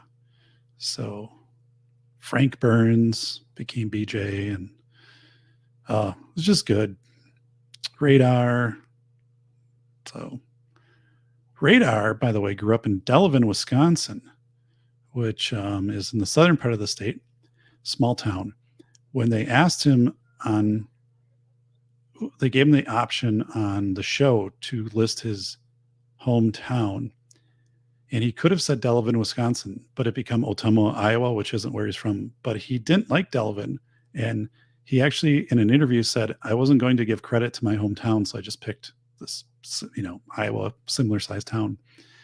But if he would have said Delavan, Wisconsin, you would have always associated Radar with Delavan, Wisconsin. He told them not to do that. So, yeah. Youth shooting sports has really gotten large since I graduated high school, even into college levels. They're more prevalent, but nothing like they are now. Yeah, so then we have the numbers to show that. So we'll bring those up during the show, and I'll actually put them in the blog post. And it's kind of similar with esports. Esports is phenomenal at the college level now too. They're building arenas for esports. So those are two areas, I think, competitive shooting and then esports, which have really taken off at both the high school level and the college level. But so this is, and I'm going to talk about it Saturday in class with my soups. Like, what do you do? Again, if your district has a zero tolerance policy for weapons, and this, like, we're not having a trap shooting team. My thing is, well, you got to go back and visit your policy, because you should have a zero tolerance policy anyway for that stuff. But it's weird because these people, they'll be like, well, I'm a new soup here, and if I challenge this, like, the board might say no, and I could lose my job. They can buy your contract. It's really intricate, but still, you got to do the right thing. Hot Lips Houlihan, and they changed her character because, remember, she was kind of more flighty and stuff like that, and at first very hypersexualized in the first 3 to 5 years, and then they turned into the intellectual, Margaret Houlihan for the latter part of the show, and the more reflective. The writers were just awesome on that show to do what they did with characters over time, and then also to be able to change out characters and stuff. But so Radar had Parkinson's. Oh my God, I didn't know that. That's why he always had a clipboard. I didn't know that. Wow. I knew that Father Mulcahy, he and his wife had a child with autism. And at the time of when he was on the show, the first season or second, they were running up some pretty big costs with treatment, and the writers were thinking of writing him out of the show, kind of making it more of a a floating character. And it was Hawkeye, right? Alan Alda, who said no, like that he needs to be a part of the regular cast. And so that's why Father Mulcahy was part of the cast. But Fantasy Island. So yeah, I'm going to promote it on my Instagram. I'll make a short. Hey, yeah, sure, that'd be cool. If we could get some people that haven't been part of this channel in, maybe get some more subscribers to my show. I've got the 1.24K. It'd be great to get more people over here and some of the previous content being watched, because I'm within 300 hours of being monetized. So, and just good content. But it's always good to introduce people to the show who aren't aware. I didn't know that radar was so called because of super sharp hearing. Yeah, that's true. In the movie, I mean, it was made out. You could hear the choppers and stuff. Chopper blades. There was that phenomena. I wrote about it in School of Airs. There was this thing called war tubas. They look like tubas, and you put your ear up to it, and you could hear like engines of planes, like World War One, from a distance and get prepared. But there were also soldiers, right, who they would identify who had really good hearing, and they would put them out and say, "Listen," and if you hear the stuff. So, Bending Ballistics, just fair warning to the mods. Some of you guys say some pretty funny comments. Some get to be a little wild at times, but my viewers are like family to me. So yeah. Well, I think we'll be in good shape. I mean, it's largely right. It's not, cursing or heavy cursing, and it's not, kind of going after other people and stuff like that. But I mean, we're all good. And we'll bring things in if they need to be, but and the moderators do a great job. We don't have those things with the bots coming in anymore. Like that was really a big thing for a while. Maybe go broke and die, or let all humanity die. Easy choice. Doc, can you make a poll for that stream? I can. I think I can put it up in my community channel. You'd have to email me what you want on it. And then I can do that. So email me. Yes, I can put it in the community for the show. I don't know if I can do like a real time poll here, like, but I can do that community thing. So I'm sure I don't know all of what's going on here in StreamYard. I have the paid version, but before everyone else likes dogs, hear your car engine blocks away when you're coming home. Yeah. I love the Padre. I could see him as punching someone in the nose as a boy. Yeah, remember that? Father Mulcahy. And he'd be in the ring, he'd be fighting, and yeah, I mean, I'm glad I grew up in a time when we had those shows also. Because, we don't have those shows today or equivalent of those. And it's, I remember being in college and Friends and Seinfeld were the big shows. And I never liked Friends. I thought it was a ridiculous concept, right? But I did like Seinfeld, I wasn't like a diehard Seinfeld, but I enjoyed Seinfeld. But yeah, and now when my kids are growing up, I mean, it was all like Disney, it was like Jessie and stuff like that. And I don't even know. Really, like I wouldn't need a TV. I would just like get what I needed off my phone or off, PBS documentaries or just YouTube documentaries. But my kids and, they like the cooking channel and, the stuff like that. So, yeah. So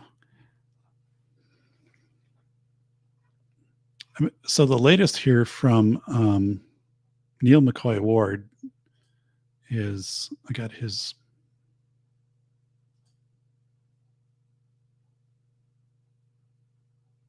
right here. So that's Neil McCoy Ward.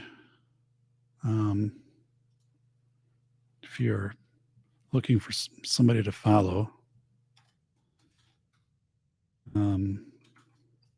he does like a show a day, and then his name isn't small n for Neil, but so he's talking about here how in New Zealand they just implemented a government plan to tax emissions from farm animals. So a methane tax, they call it the burp and fart tax. So yeah, this is actually happening, right? So these are the type of things like you'll get from the Neil McCoy. She's got 41,000 views in 7 hours. So yeah. So, but have a good night, Doc and all. Time to turn in for a night. So thanks, Z. Take care, buddy. Heath, thanks. And see you guys on Wednesday when Benning Ballistics is on. So, yeah.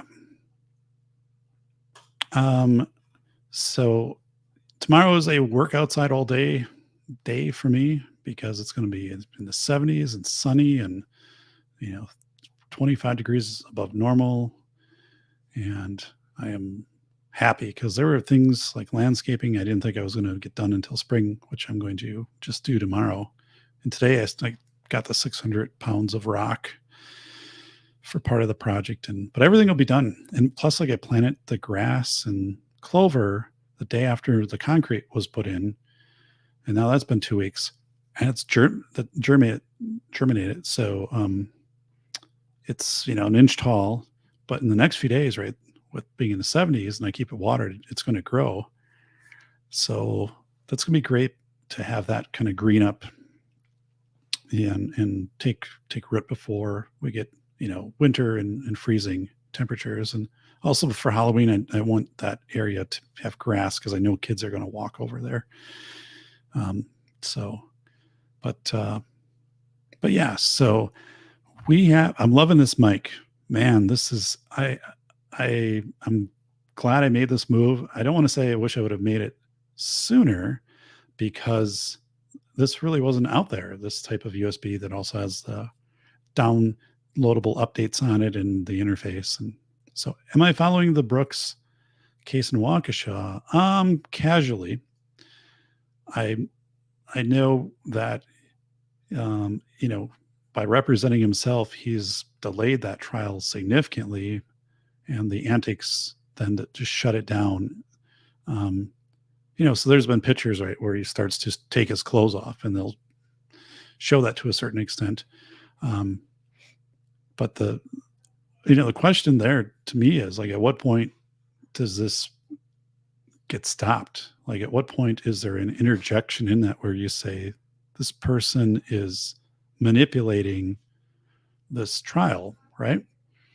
Or just if you say because of their actions, like we can't hold this trial. I don't know, but I saw something too of the cost. It was just outrageous already, like easily $700,000, and just going up. But the whole thing with Wisconsin and the way that bail is and stuff like that is very disturbing. So we'll see what happens with the election for governor. But yeah, so what Benning Ballistics is referring to is the November parade massacre where he drove his vehicle and killed people who are participating in a parade, a holiday parade. And now he's representing himself. And so, yeah, I don't know what his intent is, but I guess if his intent was to make them think he's crazy, I don't know. I mean, I go back to like, what was the book? John Ronson, Tony and Broadmoor. Oh, let me look. John Ronson, Tony Broadmoor. What's the name of the book? The Psychopath Test. So Bending Ballistics, you would love this. You can find the audiobook narrated by John Ronson for free on YouTube. He put it up there. The book's been out like 10 years now. I listen to audiobook every year.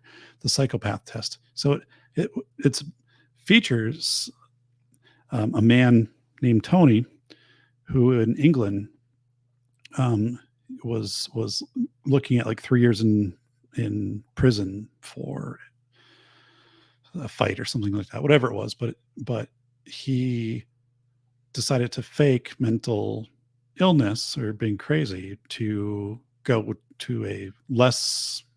He thought it'd be easier if he got into like a mental health clinic, right? So I'm not saying this is what Brooks is doing, nothing like that. I'm just saying this is the Tony thing.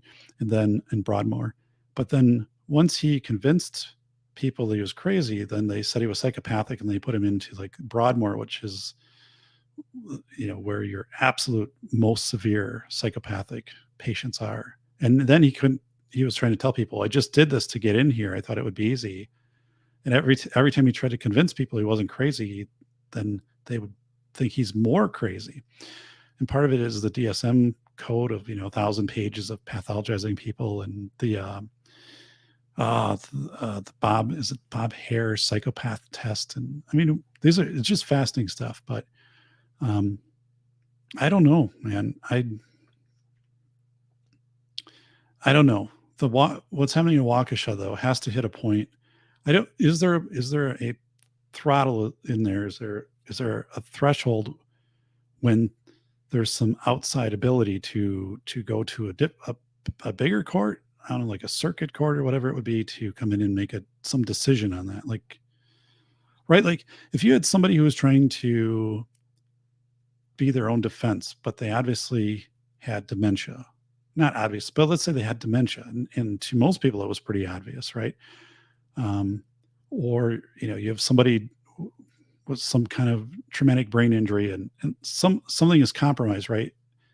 So how do you interject in that? How do you say no?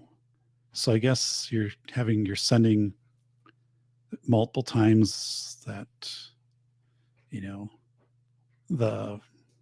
having this person evaluate it, and then a team would have to say they're crazy. I don't know. I just think it's really it's a big mess. I find it hard to believe that he's doing this on his own. It just strikes me as very odd that he's curating all this without being coached and consulted. So, but I just say, like, I've just watched it from afar here in Wisconsin. First I thought the media did a horrible job of covering that. And I called the media out on that on social media, responding directly to people would say the accident, right? Or a vehicle hit people. No, it wasn't a vehicle, it was a person. The vehicle was a tool.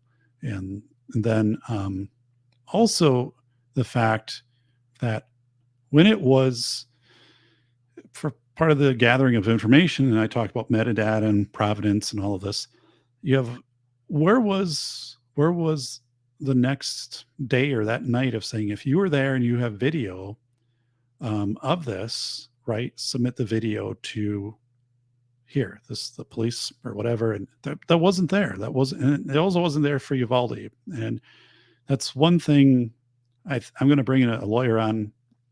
We're going to talk about gathering and preserving evidence, because that really struck me odd with Waukesha, because you would have certainly had much more forensic evidence of, you could say like, well, what, you only need so much forensic evidence, maybe, but maybe like the question would be, multiple murders, wouldn't you want more forensic evidence of trying to time like where the vehicle's at or something, or I find that hard to say, like you would early on in an investigation. I mean, it was you would not be seeking within that first few hours or day as much evidence that you could, right? And right, that people we know people will have this on their phones, right? Because people are there and they're recording and stuff like that. And so it just seems really strange to me. And again, Uvalde was another one where it just seems really strange that there isn't this protocol for evidence collection in contemporary times versus, saying somebody had the Ring camera across the street and got it. But yeah, it doesn't make sense to me. I don't get that. So I need to have a lawyer on. We got to talk about that because I think there's just a lot of evidence left on the table. Like Klinger's Catch-22. That was interesting, right? Yeah. I cross-dressed for mental health discharge, but wanting to escape the horrors of war is sane. Hence he stayed. Yeah, Jim, you're right on, right? And yeah, that was, if we look back at MASH, in the 70s and 80s, right? That was amazing that was actually aired and just became integrated in the way that Jamie Farr played the character. And so, yeah, I think there's a lot to be learned from just kind of studying that at that time, right? And as you said, there is this manifestation in Jamie Farr's character of somebody who is, from Toledo, right? And they can't psychologically write and handle the war, which is very typical, right? But his finite voltage, his resistor, right, is to do this behavior, and then it allows him to continue in this role, right? And he can right. At any time, all the scenes, right, where something is happening in ER or whatever, and I mean, he does what he needs to do, what his assigned job is. Like, so his escape doesn't interfere with his ability to do his job. So it was really, really fascinating. I mean, I think there's so many intricacies in how that show was written and really pushing for the in the time too. But wow, that is so. Benny Ballistics is saying, I studied that book when I took my criminal psychology courses. So yeah, like the Psychopath Test by John Ronson. So get this. When I presented on PBS in 2019, I had a slide, and it was John Ronson's, the cover of his book, and it was So You've Been Shamed by John Ronson, which came out in, I don't know, 2015, 2016. And that book was about a lady who posted a tweet, and then she got on a plane, and she just thought it was she thought it was funny, and it got amplified by certain people, and pretty soon, by the time she got off the plane, there were people waiting for her, and she lost her job. And you can find this, but it's So You've Been Shamed by John Ronson.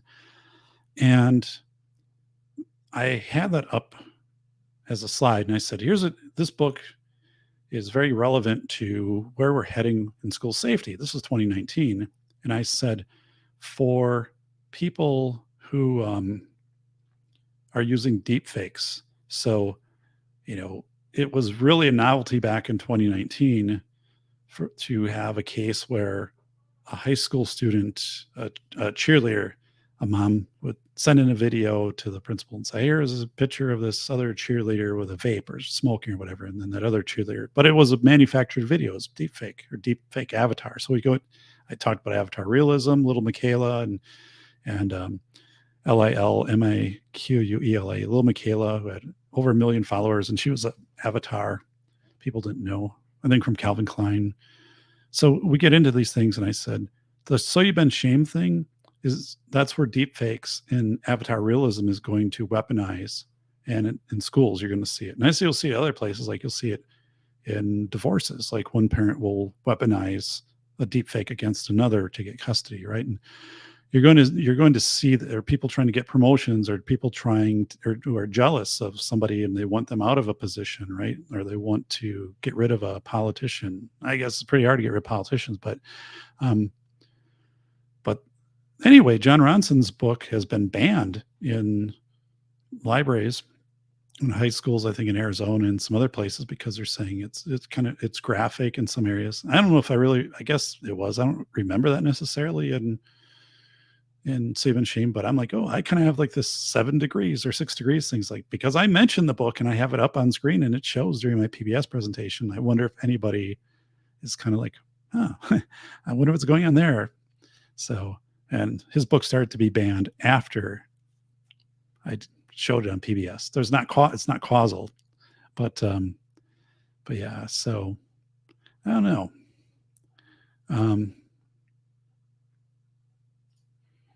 Jim Singh, I saw some video of that guy in Waukesha. I felt ill, angry, sad, back to angry, just mad.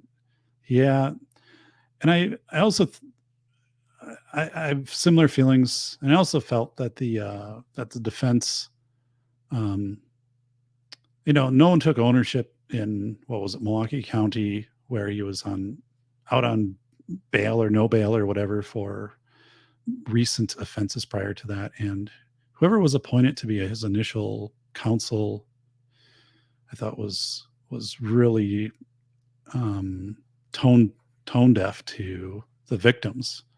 But again, it's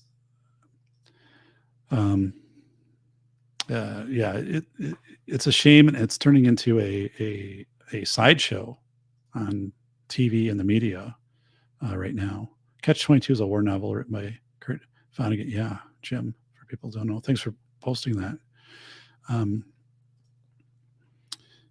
So if our state, the governor, it's going to be a toss-up, whether it's Tony Evers or Tim Michels. And I tend to think it's going to be Tim Michels. I think, well, Evers is the incumbent. The economy is horrible.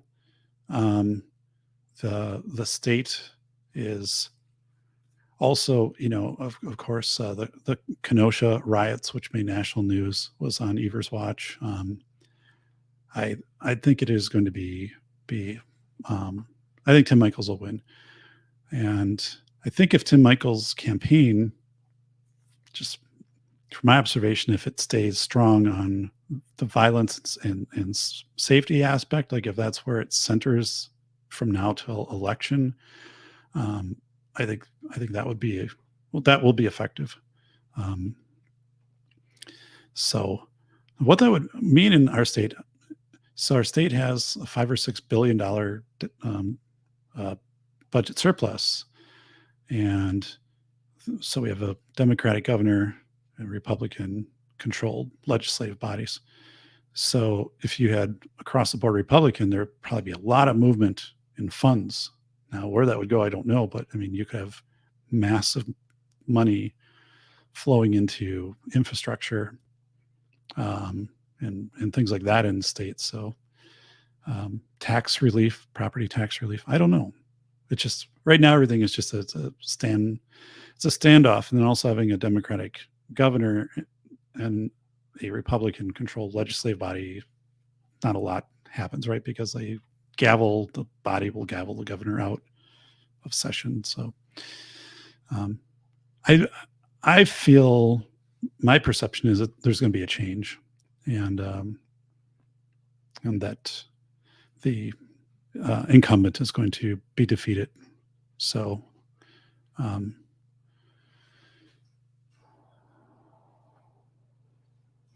yeah, imaginary beef between Alex Jones and J.K. Rowling. Yeah, I didn't track that too much. So, but it's amazing how some of these, I don't know, but these positionalities and these things can be out there. Like, one of the things I think I was running into in School of Errors, which is a successful book and it's around the world, and but people be like, well, this is you're not really for school safety if you're writing a book that is this punchy. I'm like, no, you're reading it wrong, right? And most people, that's not their take. But I interviewed and had parents of children who were killed or injured in school shootings read this book before it was published, and I said, I don't I don't want this book to come off as aloof, but I want it to be really punchy, especially with the industry and how schools make decisions and how legislative bodies are knee-jerk reaction, and how, putting 100 bollards up around a school really is not going to make it safer. And so, yeah, getting into all of those things, but yeah, that was, again, writing the book was the end of presenting at conferences, because when you go to a conference, there are vendors, and vendors are paying to sell their products. Here's our window film, right? Here's our bollard. We'll have one outside the door of when you get out of the keynote. And so when I present and say you don't need those things, or you have these great resources like readiness and emergency management.gov, which is free, and they'll come to your school and teach kids how to get out of a car if it's in an accident. And again, it's free. That doesn't resonate really well with a conference, because, if I'm telling you you can get something for free, and you have a vendor that paid $20,000 for a 10-foot table to get access to, all of the school board members in the state, well, it doesn't take long. One of the things I really enjoy doing, and in the last 2 years, is I like printing out the brochures for the state conferences and going through and highlighting. So there'll be the title and a little description. I'll be like, this is useless, useless, useless, useless, useless, somewhat valuable, useless, useless. And you can go down quickly, right? And then where's the double down? They're like, well, it's not just the information that's being presented. It's being with your colleague. It's all the networking that happens when you're at dinner and stuff like this. I'm like, well, that's a pretty cheap argument, right? To say that's, you're justifying. And I worked with an administrator, and that person would be gone easily 20 days a school year at conferences. And I think that's conservative. Might have been more like 30 days a year. And the whole argument was, oh, it's all sophisticated, I've got to go to this stuff. And the board didn't argue. And I'm like, that's just escapism from your job. Like, if you're just perpetually at conferences, and that's where, that's one thing I tell my soups too. I'm like, people do need to have their networks, and they need to go out to conferences. Yes, they do need to do these things, but you're in your building when they realize that there is, the principal's been gone and it's Christmas time, and the principal's already been gone 17 days for conferences and not in that building leading. They recognize that, and that's escapism. And so, yeah, it is that stuff really irks me. I really get my fill of that. And I see people again, that these conferences are set up to get people out of their districts. And, again, these arguments of, oh, like there's so much networking that goes on. That's garbage. Like, yeah, it is good to be with your friends, right? And you're not having to run down to an elementary school where a kid has just ripped up a classroom, or an angry parent is, showed up at the district office, right? Sure, it's great not to be in that setting. But yeah, if you actually boil down these conferences, and then, bring in a Chris Voss, and bring in someone who works on, like, I would say, the aesthetics of high stakes communication, like the signage, the pictures, like the Committee for National Morale, which I wrote about in the Velocity of Information, the war images that were going out for, like, the domestic message. And there's a big part of that. I talked about that in class last year. And one of my soups actually worked with an outside firm, and they worked on getting vinyl displays of kids in schools doing like positive things and putting them up in the boardroom and surrounding people and doing some of these things. And I said, that's really big. Like, people underestimate that, but you'll never hear about it at a conference. And by the way, you could have like the person that sells these, like, have a booth, right? So they could make money, and they could send these things out to your district with the stands, but you'll never hear this at a conference. You'll never have anybody present about what did I say? Like the aesthetics of high stakes decision making. God, I got to write that down, by the way. Save my spot. The aesthetics of high stakes. This is barely legible. The aesthetics of high stakes decision making. That's actually a really good like journal article. You could do a book if you're an artist. I'm not an artist, so it wouldn't work. But that's a really good journal article to go back and talk about examples like the Committee for National Morale and just like other. You'd have to research a little bit, but other examples where aesthetics, right? And we know like buildings are certain colors, certain rooms are, and this isn't, I'm not getting into like deep psychological manipulation, but I think there is this whole thing of there's high stakes aesthetics and high stakes decision making. So it's cool, but again, like nobody goes there. So, but they also don't have the Shure MV7 mic, and they don't have Jim and Benning Ballistics here in the chat. So Prison Planet, yeah. Paul Joseph Watson, right? So,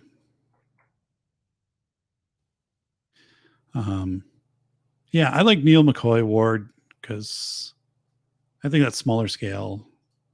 Dan at I allegedly is good too, and hey, Salted Server. So I think those are two real based guys. Dan is going to try to not only just sell you precious metals, but today he was trying to sell you.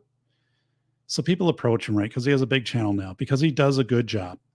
But they approach him and they said, I read about,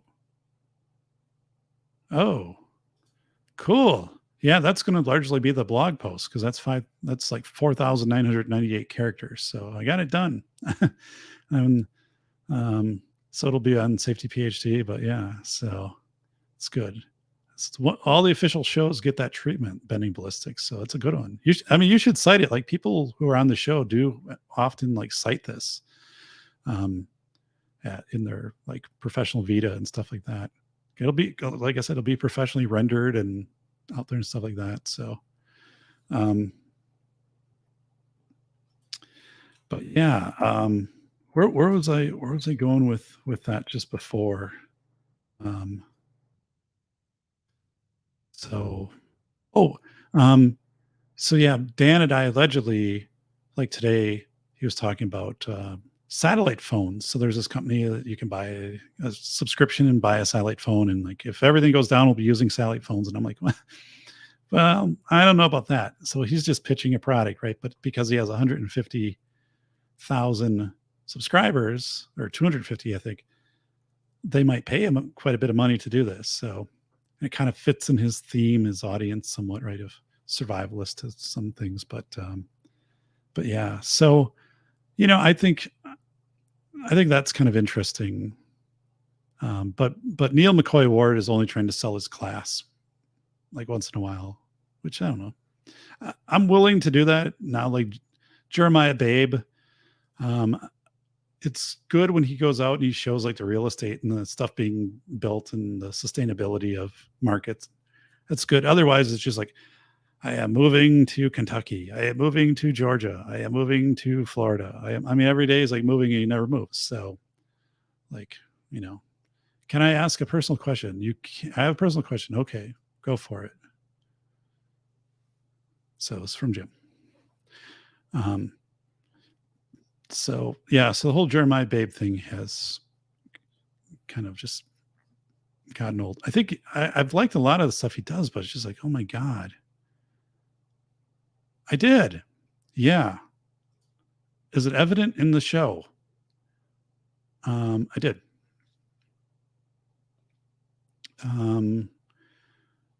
So I had when I was at least one, possibly two. I say possibly two because when I was in high school, I had a neck injury when I was playing football. and it was pretty serious. I needed to go to the doctor. It's amazing to this day that I don't have, there aren't ramifications from that, at least none that bring me pain or have changed my lifestyle. But, and at that time, looking back, the question probably should have been neck and was there concussion, right? Back then, like, football helmet was just a metal casing with a little bit of padding inside. So your brain's going all over the place, stuff like that. But yeah, so, but I don't do anything,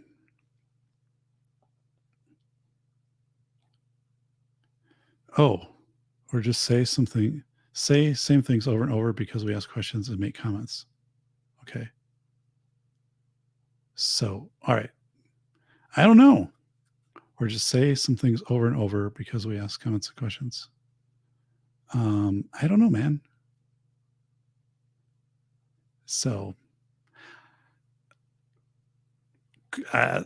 fair game. This tends to be kind of my style, except like when I'm instructing and things like that, it's all my agenda and what we go through and agenda driven. I guess when I'm on here, I don't know. I really haven't analyzed. Well, I don't know. Like this show doesn't have any script to it. Of course, Wednesday's show does have a script to it. Bending Ballistics, and, we'll be going about, should we arm teachers? If we're going to do that, what are the considerations? And then also high school trap shooting teams, and the fact that was almost non-existent 20 years ago, 15 years ago. And now it's extremely prevalent. So, but, yeah, I don't know. There doesn't seem to be a lot of rolling around in my mind. And one of the things I think that's been a good check on kind of mental ability is like writing books, being able to write both books. I just wrote the feature article in Phi Delta Kappan. That one comes out in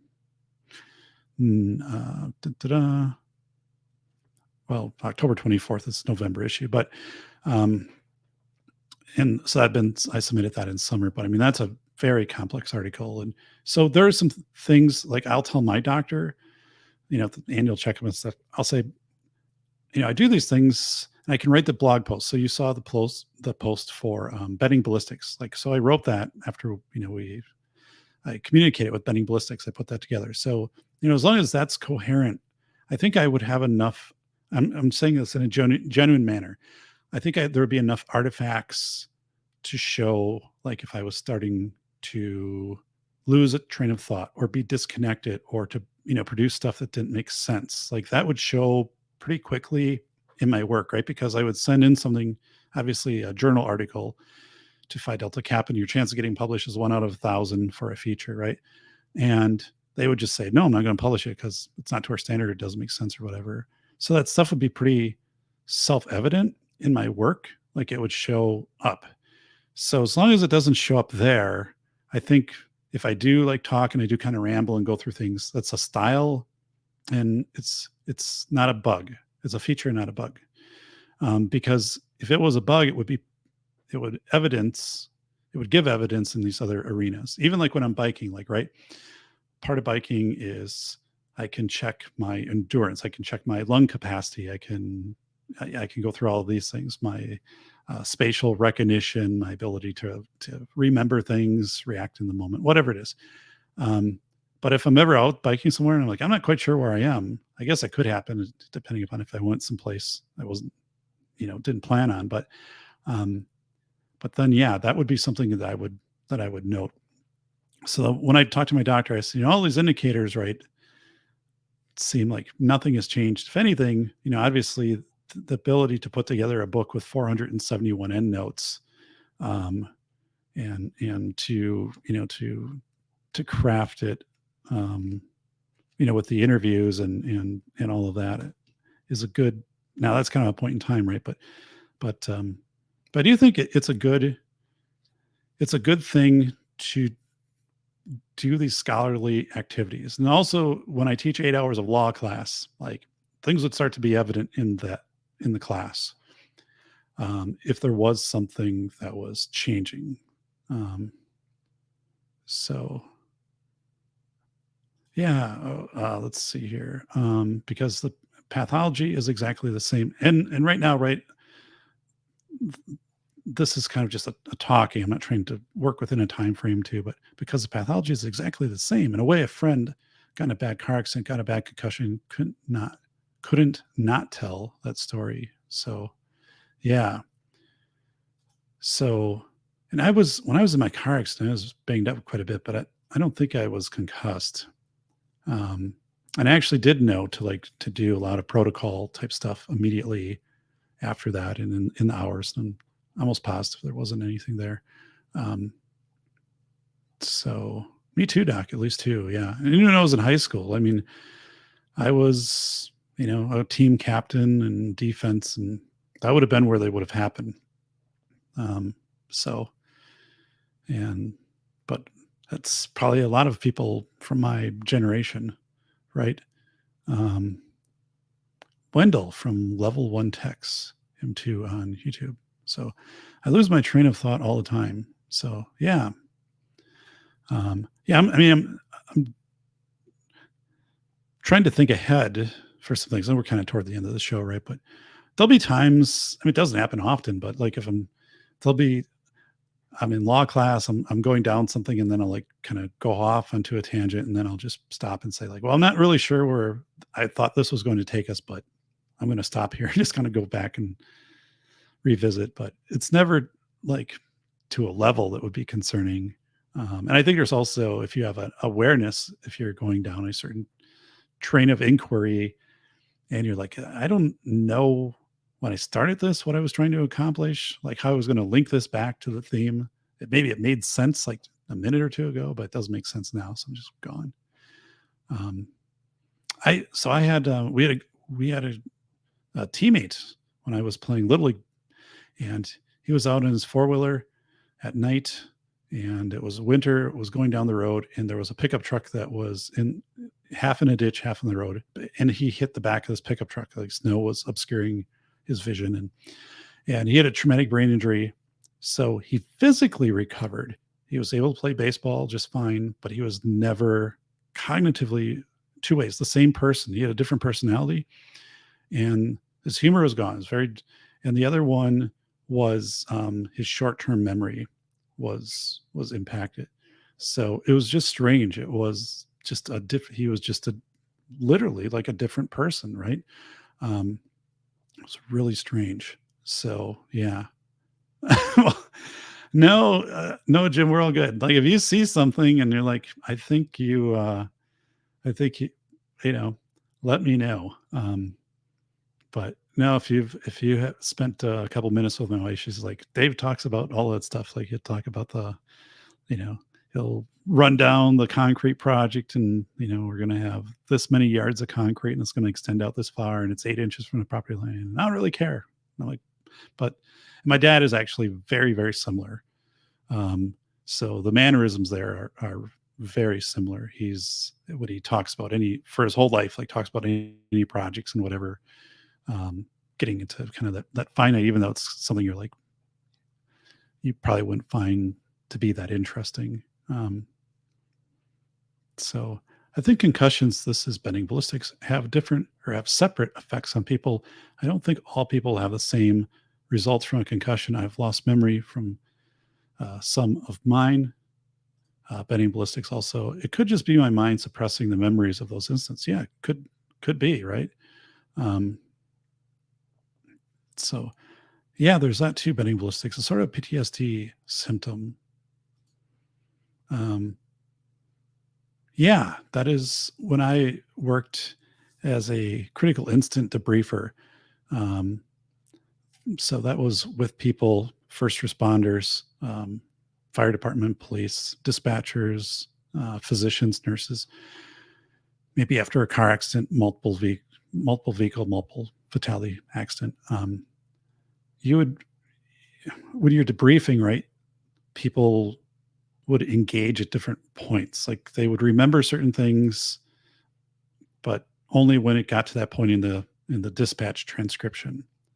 Okay, you were here and you were doing this and you got out the defibrillator, but it didn't work. But actually, the reason it didn't work was because the person didn't have any pulse or whatever or signs, and it had to register something in order to work. But they'll be like, "Oh yes," and so I think there is this massive protective ability and device of the brain and the mind to move stuff into an ancillary area that can only be accessed at certain times, or to just shut it off and be a protective mechanism. So, but that was very evident with going through that process, because again, it was very linear. You'd be taking the transcript and going, and then this person was unseen and you did this and this. And there's a component of that in velocity of information.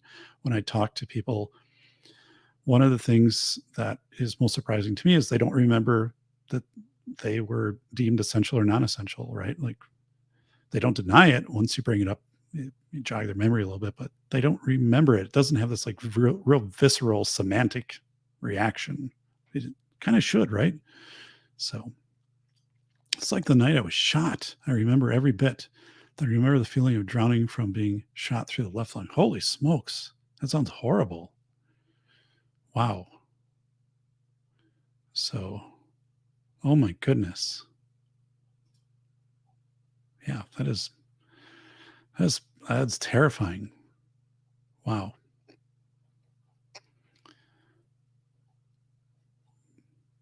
You know, I think another thing, Jim, is when so right, I present every week somewhere on this book. And so I started to write this book, maybe 2017 contract. I present every week somewhere on this book. So like I also have kind of this narrow repertoire that I present in frequently and ongoing. And it's like PBS, right? The 2013 and 2019 presentations, people email me and they ask questions about those presentations. So I'm always like reliving those presentations and having to go back and so I'm doing a circuit which only has like 4 nodes on it, really, for a lot of my professional stuff. So there's a ton of people who just hear me for the first time, right? And all this stuff is really amazing, I guess. But then there's people who know me, and when I go back into it, they've already heard it, or I can have a new twist on it, or, kind of come in and say, here are some things that I learned. And Megan Asui was on the show and she talked about it. The effective way to get people motivated as a nation for a fitness campaign would have been a dance, kind of like a We Are the World type thing. I'm like, whoa, I didn't even think about that. So I do get trained on presenting, right, things that don't change. The book is static. I can talk about things that have changed since then and things I would incorporate in the book, or but yeah, so I think there is that part of it that I found, so much of it doesn't evolve, I guess. So we do tend to become our parents. Yeah, that's true. Benning, I remember my daughter breaking down. That's a lot of why I left law enforcement, did a complete career change. Wow. Yeah. It's just life, Jim. I don't let it hold me back. We become bitter or better when life hits up. I choose to be better, not bitter. That's good. Let's try to talk about that Wednesday night too. And you can go, I don't have it anywhere in the show notes, but I mean, if you want to talk about that bending ballistics, absolutely. So yeah.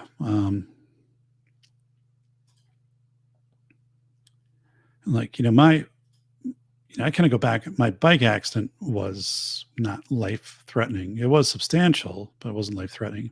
Car accident was substantial, but again, not life threatening. I am most definitely, I'm lucky to be alive. I've seen a lot of my fellow colleagues that didn't fare so well. That's bending ballistics. Jim, Robert Anson Heinlein was shot in his military service. It made him such a great author, though. So, wow. My neighbor, for the first 15 years that we lived here across the road, he was shot in Vietnam, and he had a limp, and he was a CPA. So that he always had this limp. But he and his wife, they moved to Florida and stuff like that. But he told that story when we'd first moved in here and stuff. But yeah, I had two bosses, or I had two people that I took over for as a school administrator, and both of them had polio as kids and had a drop foot. So, which was really strange that I had two people that I took their position and they had polio. You think polio was further out there, like in time, right? But here's two people who actually had polio. So, I've seen the film Starship Troopers that came from a Robert Heinlein novel. So, yeah, very cool. So, Jim, how's the microphone? Is the microphone still holding up? Is it letting us down? Betting Ballistics, the microphone doing a good job. So I love the other headphones for Wednesday's show. I might even have the new foam cover here by Wednesday. I don't know.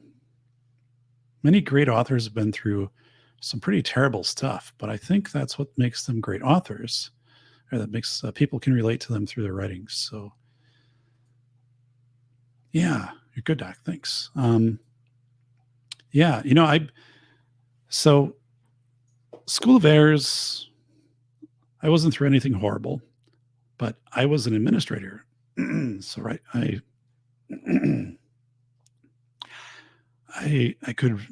knew how to write this from the administrative perspective and also a parent perspective, right? So I had the inside track. Velocity of information was just one of those things, like I just knew in the moment this was the right thing to do. And what I mean by that is I remember after 9/11, some scientists went out and like that were studying like astrophysicists and stuff like that, studying stars and distance, and they said because the planes were grounded, they could get these amazing images of the sky that they couldn't get during most nights, because planes would interrupt, especially if you did where you had a slow take on a picture, right? So that was and they said, so in the moment we realized we had like 1 to 2 days to take advantage of this. And that's when the pandemic hit. I thought I have the chance to write about this as it's happening and not trying to come back afterwards and recreate it. I can write about it as it's happening to me. And so that's what really makes that book stand apart. And so it's really good. So it's one of those things. Somebody was asking me this too. There's also this third part though. Like, even though I do the books and the PBS thing, and the PBS thing's kind of ongoing because there'll be another presentation at some point, but I do say that I kind of get bored with stuff, right? Like, so after I'm done with the book, like I'm kind of done with it. I'll present and stuff like that, but like, so now I'm kind of writing this. I wrote this article about abeyance agreements, and then there'll be a legal note coming out from Pritzker Law School, and then maybe I can work on an amicus brief with some attorneys. And so there's all this stuff, but like I kind of focus on things and get really deep for like maybe a year, 2 years, and then I move on to something. So the fact I've taught with the university for 19 years is amazing, because I still I'm excited and innovative, and that's really not my life though. My life is professionally and interest and stuff like that. I tend to shift every 18 months pretty substantially. So sound is a solid 5x5. Great. Thanks, Jim. Doc, I don't talk a lot about the night you got shot. It's gotten easier over the years, but some of those things I don't talk about much yet. And don't feel any pressure to talk about that on Wednesday. I think one thing, if you would be open to talk about, is to recognize that you did work as a law enforcement officer when we get into the part about arming teachers, so people know that perspective. I think that would be helpful. It's up to you, but just to say like you have that perspective, but you don't have to. Again, that's one thing with anyone on a guest on my show, right? I'm not in, and I'm also I'm very protective of my guest, and also as an author, I'm very protective of the people I write about.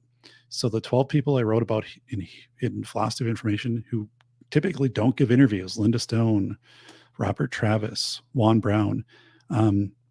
One thing, Larry Lawton is now giving more interviews. Larry's really kind of getting into that. But I always tell them I will never write about you or ask questions that make you look bad, or I'm never going to chase a headline. And there were some things in my book where I could have had some really juicy stuff in there. And I just told the person, I'm like, I'm not going to put this in because I don't think this is going to reflect well on you down the road, or there'll be some instance. I just don't think this is flattering to you. One thing with Larry Lawton. So Larry was saying, here's some pictures you can put in the book for like my section, right? And they're pictures that he has from when he was in prison. And that would make sense because the book he's talking about like he was in Jessup, Georgia, federal penitentiary on 9/11. But I looked at that and I just said to him, I said, Larry, like you're very intellectual. And when I'm writing about this, I'm going to write about how you were getting information, right? And the prison system closed down and your whole way to obtain information in this lockdown environment. If I put that picture in there, when people look at that, they're going to say, oh, it's a prison. He's a prison thug, right? And I said, I don't want to do that because I think the picture immediately I want people to think of you the way that I write you. And that was a big respect point too with Larry. And I said, I think you're a great guy, but the picture in this context isn't, it's not going to do what I need it to do, right? I need to create you through my words. And it worked really well. But even, and I had some people too, like I just said, I'm not going to put this in because I don't think it's going to, and that's one thing, like I said, I'm not going to put you in harm's way. And so when you interview people who are very nervous about being interviewed and you say that, you're true to your word too, right? So even like Bending Ballistics could say, like we already put together a show outline. He knows what the blog post will be. So he has agreed to the areas we're going to go on. So like we've done that. We've been very thorough, very professional about that. Now, if he feels he wants to introduce some more information during the show, that's fine. But he can trust me. He knows what I've put together already for that show and how I'm putting that in how we're framing those topics. So that's a big thing though, just professionally, like trust, that you trust somebody to not throw you under the bus.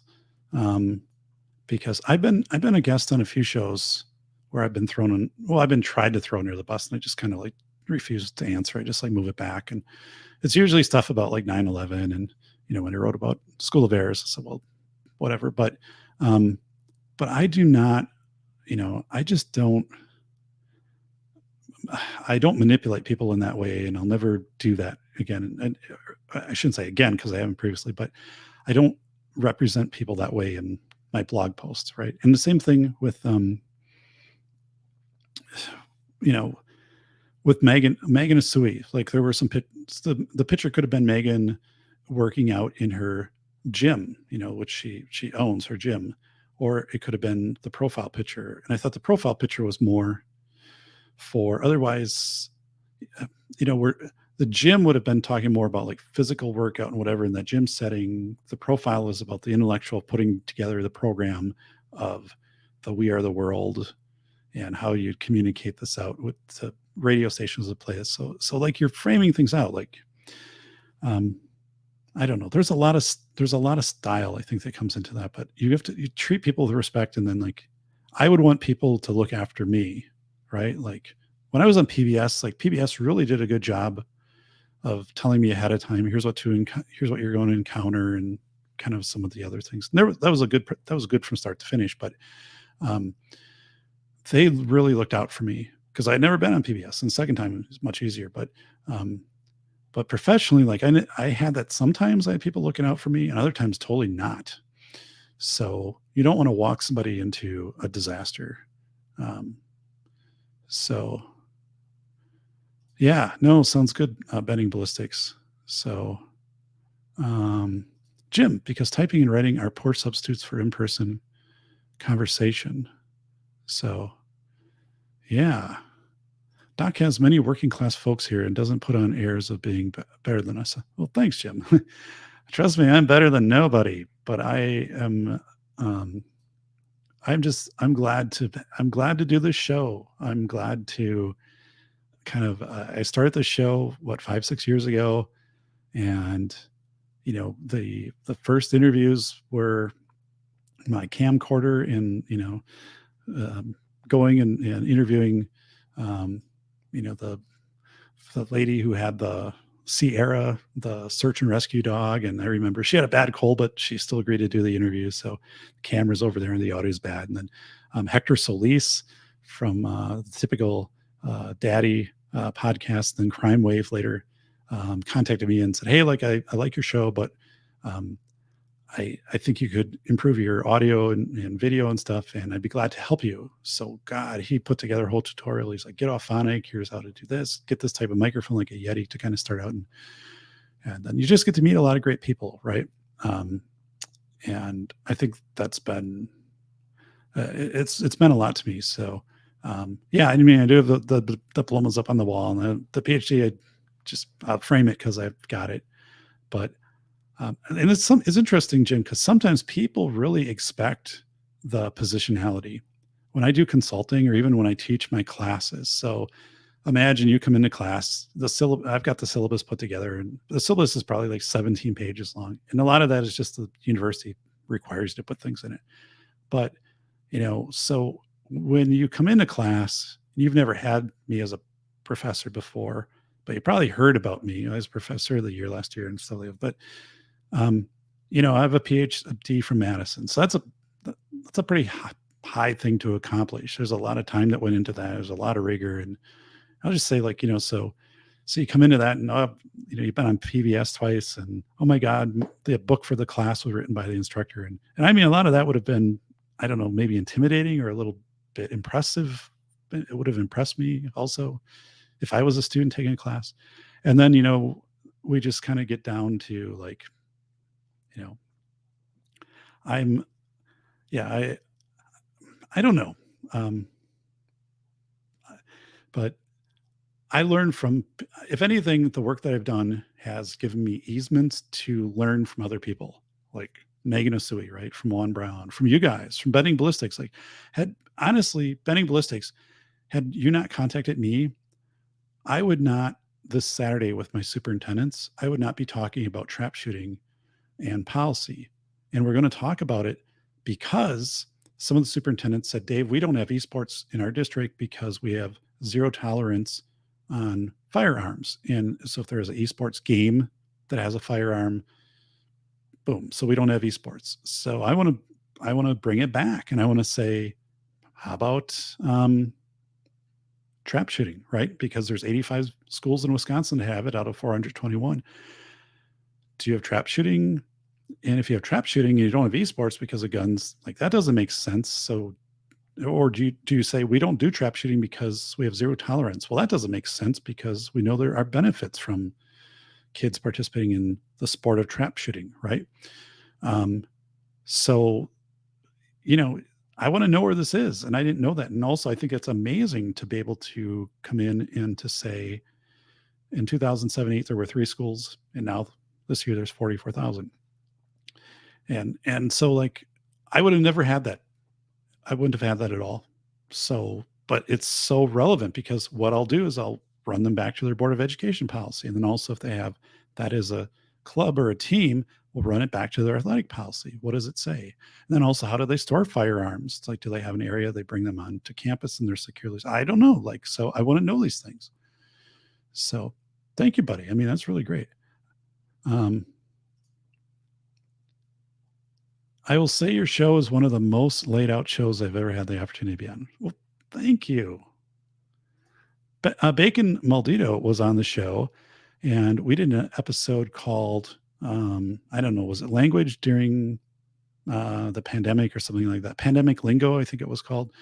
Bacon did an inventory of new terms that we were hearing in early 2020, like safer at home, and what was it? There were like 17 social distance, flatten the curve, all these things, but there were all of these terms which were now being conveyed by the media and not only part of your vocabulary but part of your lexicon. So like if I said social distance to you, if I said social distance to you and we're at a grocery store, right? If I said that to you in May of 2020, what I'm telling you is get 6 feet away from me. So it had vernacular, it had lexicon meaning, your lexicon. So your words actually have your actions, semantics, the understanding. But anyway, that was a great show. And I actually brought that into my book. So I have that whole linguistics section of psycholinguistics in the velocity of information. That's from the interview I did with Bacon. So it was really cool. And Bacon was giving me, insight of what was happening down the face validity and things, the photos and the one street. Remember that Bacon? The street was shut, like half the street was shut off. You could only like walk down it. But it was really weird because like if you had to park your car, this was a photo you sent me, Bacon. Remember, if you had to park your car, where would you park it? Because you couldn't drive down the street to get in your garage or park next to your house. It's like, where'd you park? And then also like if there's fire and EMS and that, like it was just really weird, but you were sending this in others. So it was great. Then I got to go to bed because I have to, I'm going to be working outside tomorrow. Trap shooting clay pigeons back to catch 22. Yeah, no, it is. Yeah, you're right. Jim, isn't, and I mean, it's amazing if you really think about it. So, fraud sheet. Oh my goodness, Jim. Pandemic lingo. Yeah, thanks for having me on. We'll email you tonight. Yeah, we've got to get things set up right. Are any schools by you? Yes, the school where my kids go to, the high school has a trap team, and they compete in league, and they've gone to state the last few years. So yeah, right here, the high school's literally 3 blocks from where I live. They have a trap team. So, and they've had for a number of years. Well, I should like maybe 10 years. I remember being at the board meeting when they were recognized and they were giving the history. And so it was like 10 years, as it didn't exist prior to that, but yeah, it's doing very well. How about predictive programming, personal space, Oprah Winfrey? Whoa, I don't know. I don't know what that is. I mean, isn't personal space and social distancing the same thing? Probably, right? There would be some inclination with social distance that you would, I don't know, wear a mask to also keep aerosol social distance. I don't know. So my background, my master's, one of my masters was in speech language pathology, and I did work in that as a therapist and also more in the psycholinguistic side. So, but yeah. Archery is getting large too. We might have an archery team. I just don't know about it. So I do know for sure that we have a trap shooting team. I was at the board meeting where they were recognized. So yeah, they still have those safety. Okay, those blocked off streets. Yeah, and that hard. You can get through them. Only supposed to be is it Parm? But I don't care. Yeah, just crazy. So that was an image that would have. Semantics, word meaning semantics. So, and I just say that because I'm speech language, right? So, semantics, but language about language. Semantics is the meaning of words and the deep meaning of words, right? So, essential is a deep semantic word. But and time binding is part of semantics. So like safer at home would be a semantic phrase. That's time bound to 2020, right? So we can get into that sometime. I can kind of run through, from a speech language side, just the power of semantics. But we had terms, we had dictionary words change, like preference, which I wrote about that in the velocity of information. That word changed overnight. So now we have, dictionary words changing overnight. and really, really crazy. So, yeah, you have given me homework, Jim. That's awesome, Doc. My daughter has a full ride. Oh my God, to college from Shoeslide. Well, congratulations. That is really cool. So yeah, I'm glad that our district does that. They are far enough away from our state capital is the county over, which is very liberal, and I think it would be very challenging to. And I don't know what districts in that area have trap shooting. I know they have like equine teams, right? Like horse racing teams and horse skill teams, and they have BMX bike teams, which have like a high barrier of entry to have like a $2,000 BMX bike and a horse and equine team, which is kind of crazy, right? There's probably like 8 schools in the state that have that, but yeah, I think our school district is I would say very much into the blue and the culture of Wisconsin as Wisconsin represented when I was growing up. So I think they do a really good job with being very balanced as the superintendent and the school board. And I'm glad that they have the trap shooting team. And again, I mean, it's something that they feature as a real strength of their high school extracurriculars. So, all right. Well, everybody, I am thankful that you've been here. Thanks for supporting the channel. One of these days, we'll be monetized. That's going to be awesome. And Wednesday, we have Bending Ballistics on the show. That'll be at 8:30 Central Time. So please come back and do that. Look at this. They're dead.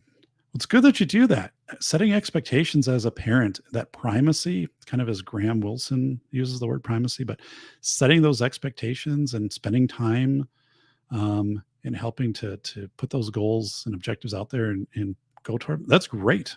That's awesome that you do that, Bending Ballistics. So, yeah, very cool. All right. Well, everybody, I will, if I don't see you before then, I will see you Wednesday night, 8:30. Bending Ballistics is going to be the guest on the show. And appreciate it. So I am out of here. Take care, everybody. Subscribe, by the way, from all of your YouTube channels, and share. SafetyPhD.com is down the corner. That's where all of the blog posts are. 190. If you were to print them off, it'd be a book 500 pages long. That'd be crazy. So, all right. Take care, everybody. How were the beans and chili that you had for breakfast? They were delicious. Thank you for asking. But now I am very gassy. I'm sorry to hear that.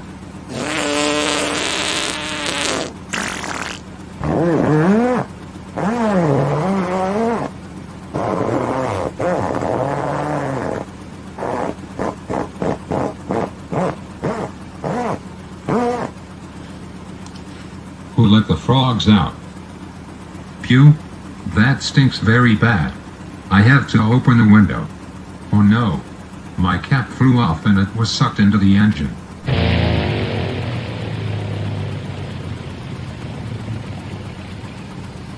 Holy smokes, the engine just cut out. We should use the Decide model to help us make the right decision. Mayday. Mayday. I am declaring a beans and chili emergency. Please advise for landing. Flight 019er, 2 miles northeast. Turn left at 90. Maintain 4,800 to establish an approach.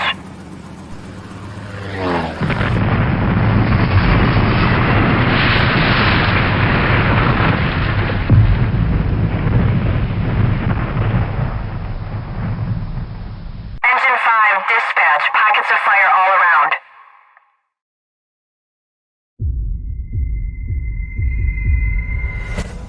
As chaos erupts, torrents of conflicting yet urgent messages gush from media outlets. What is the magnitude of the incident, and what should people do to protect themselves? Dr. David P. Perodin teaches you how to prevent mental burnout by observing indicators and building a robust member check network. Reporter James David Dixon of the Detroit News proclaims, the velocity of information will empower its readers. Drawing on current events, history, interviews, and scholarship, the velocity of information is an education in the way people react and adapt to change in this fast-spinning world. Never has it been more important to sift facts and stories for truth and meaning. There are teachable moments on every page. Buy The Velocity of Information, Human Thinking During Chaotic Times. Available from your favorite bookstore or online retailer.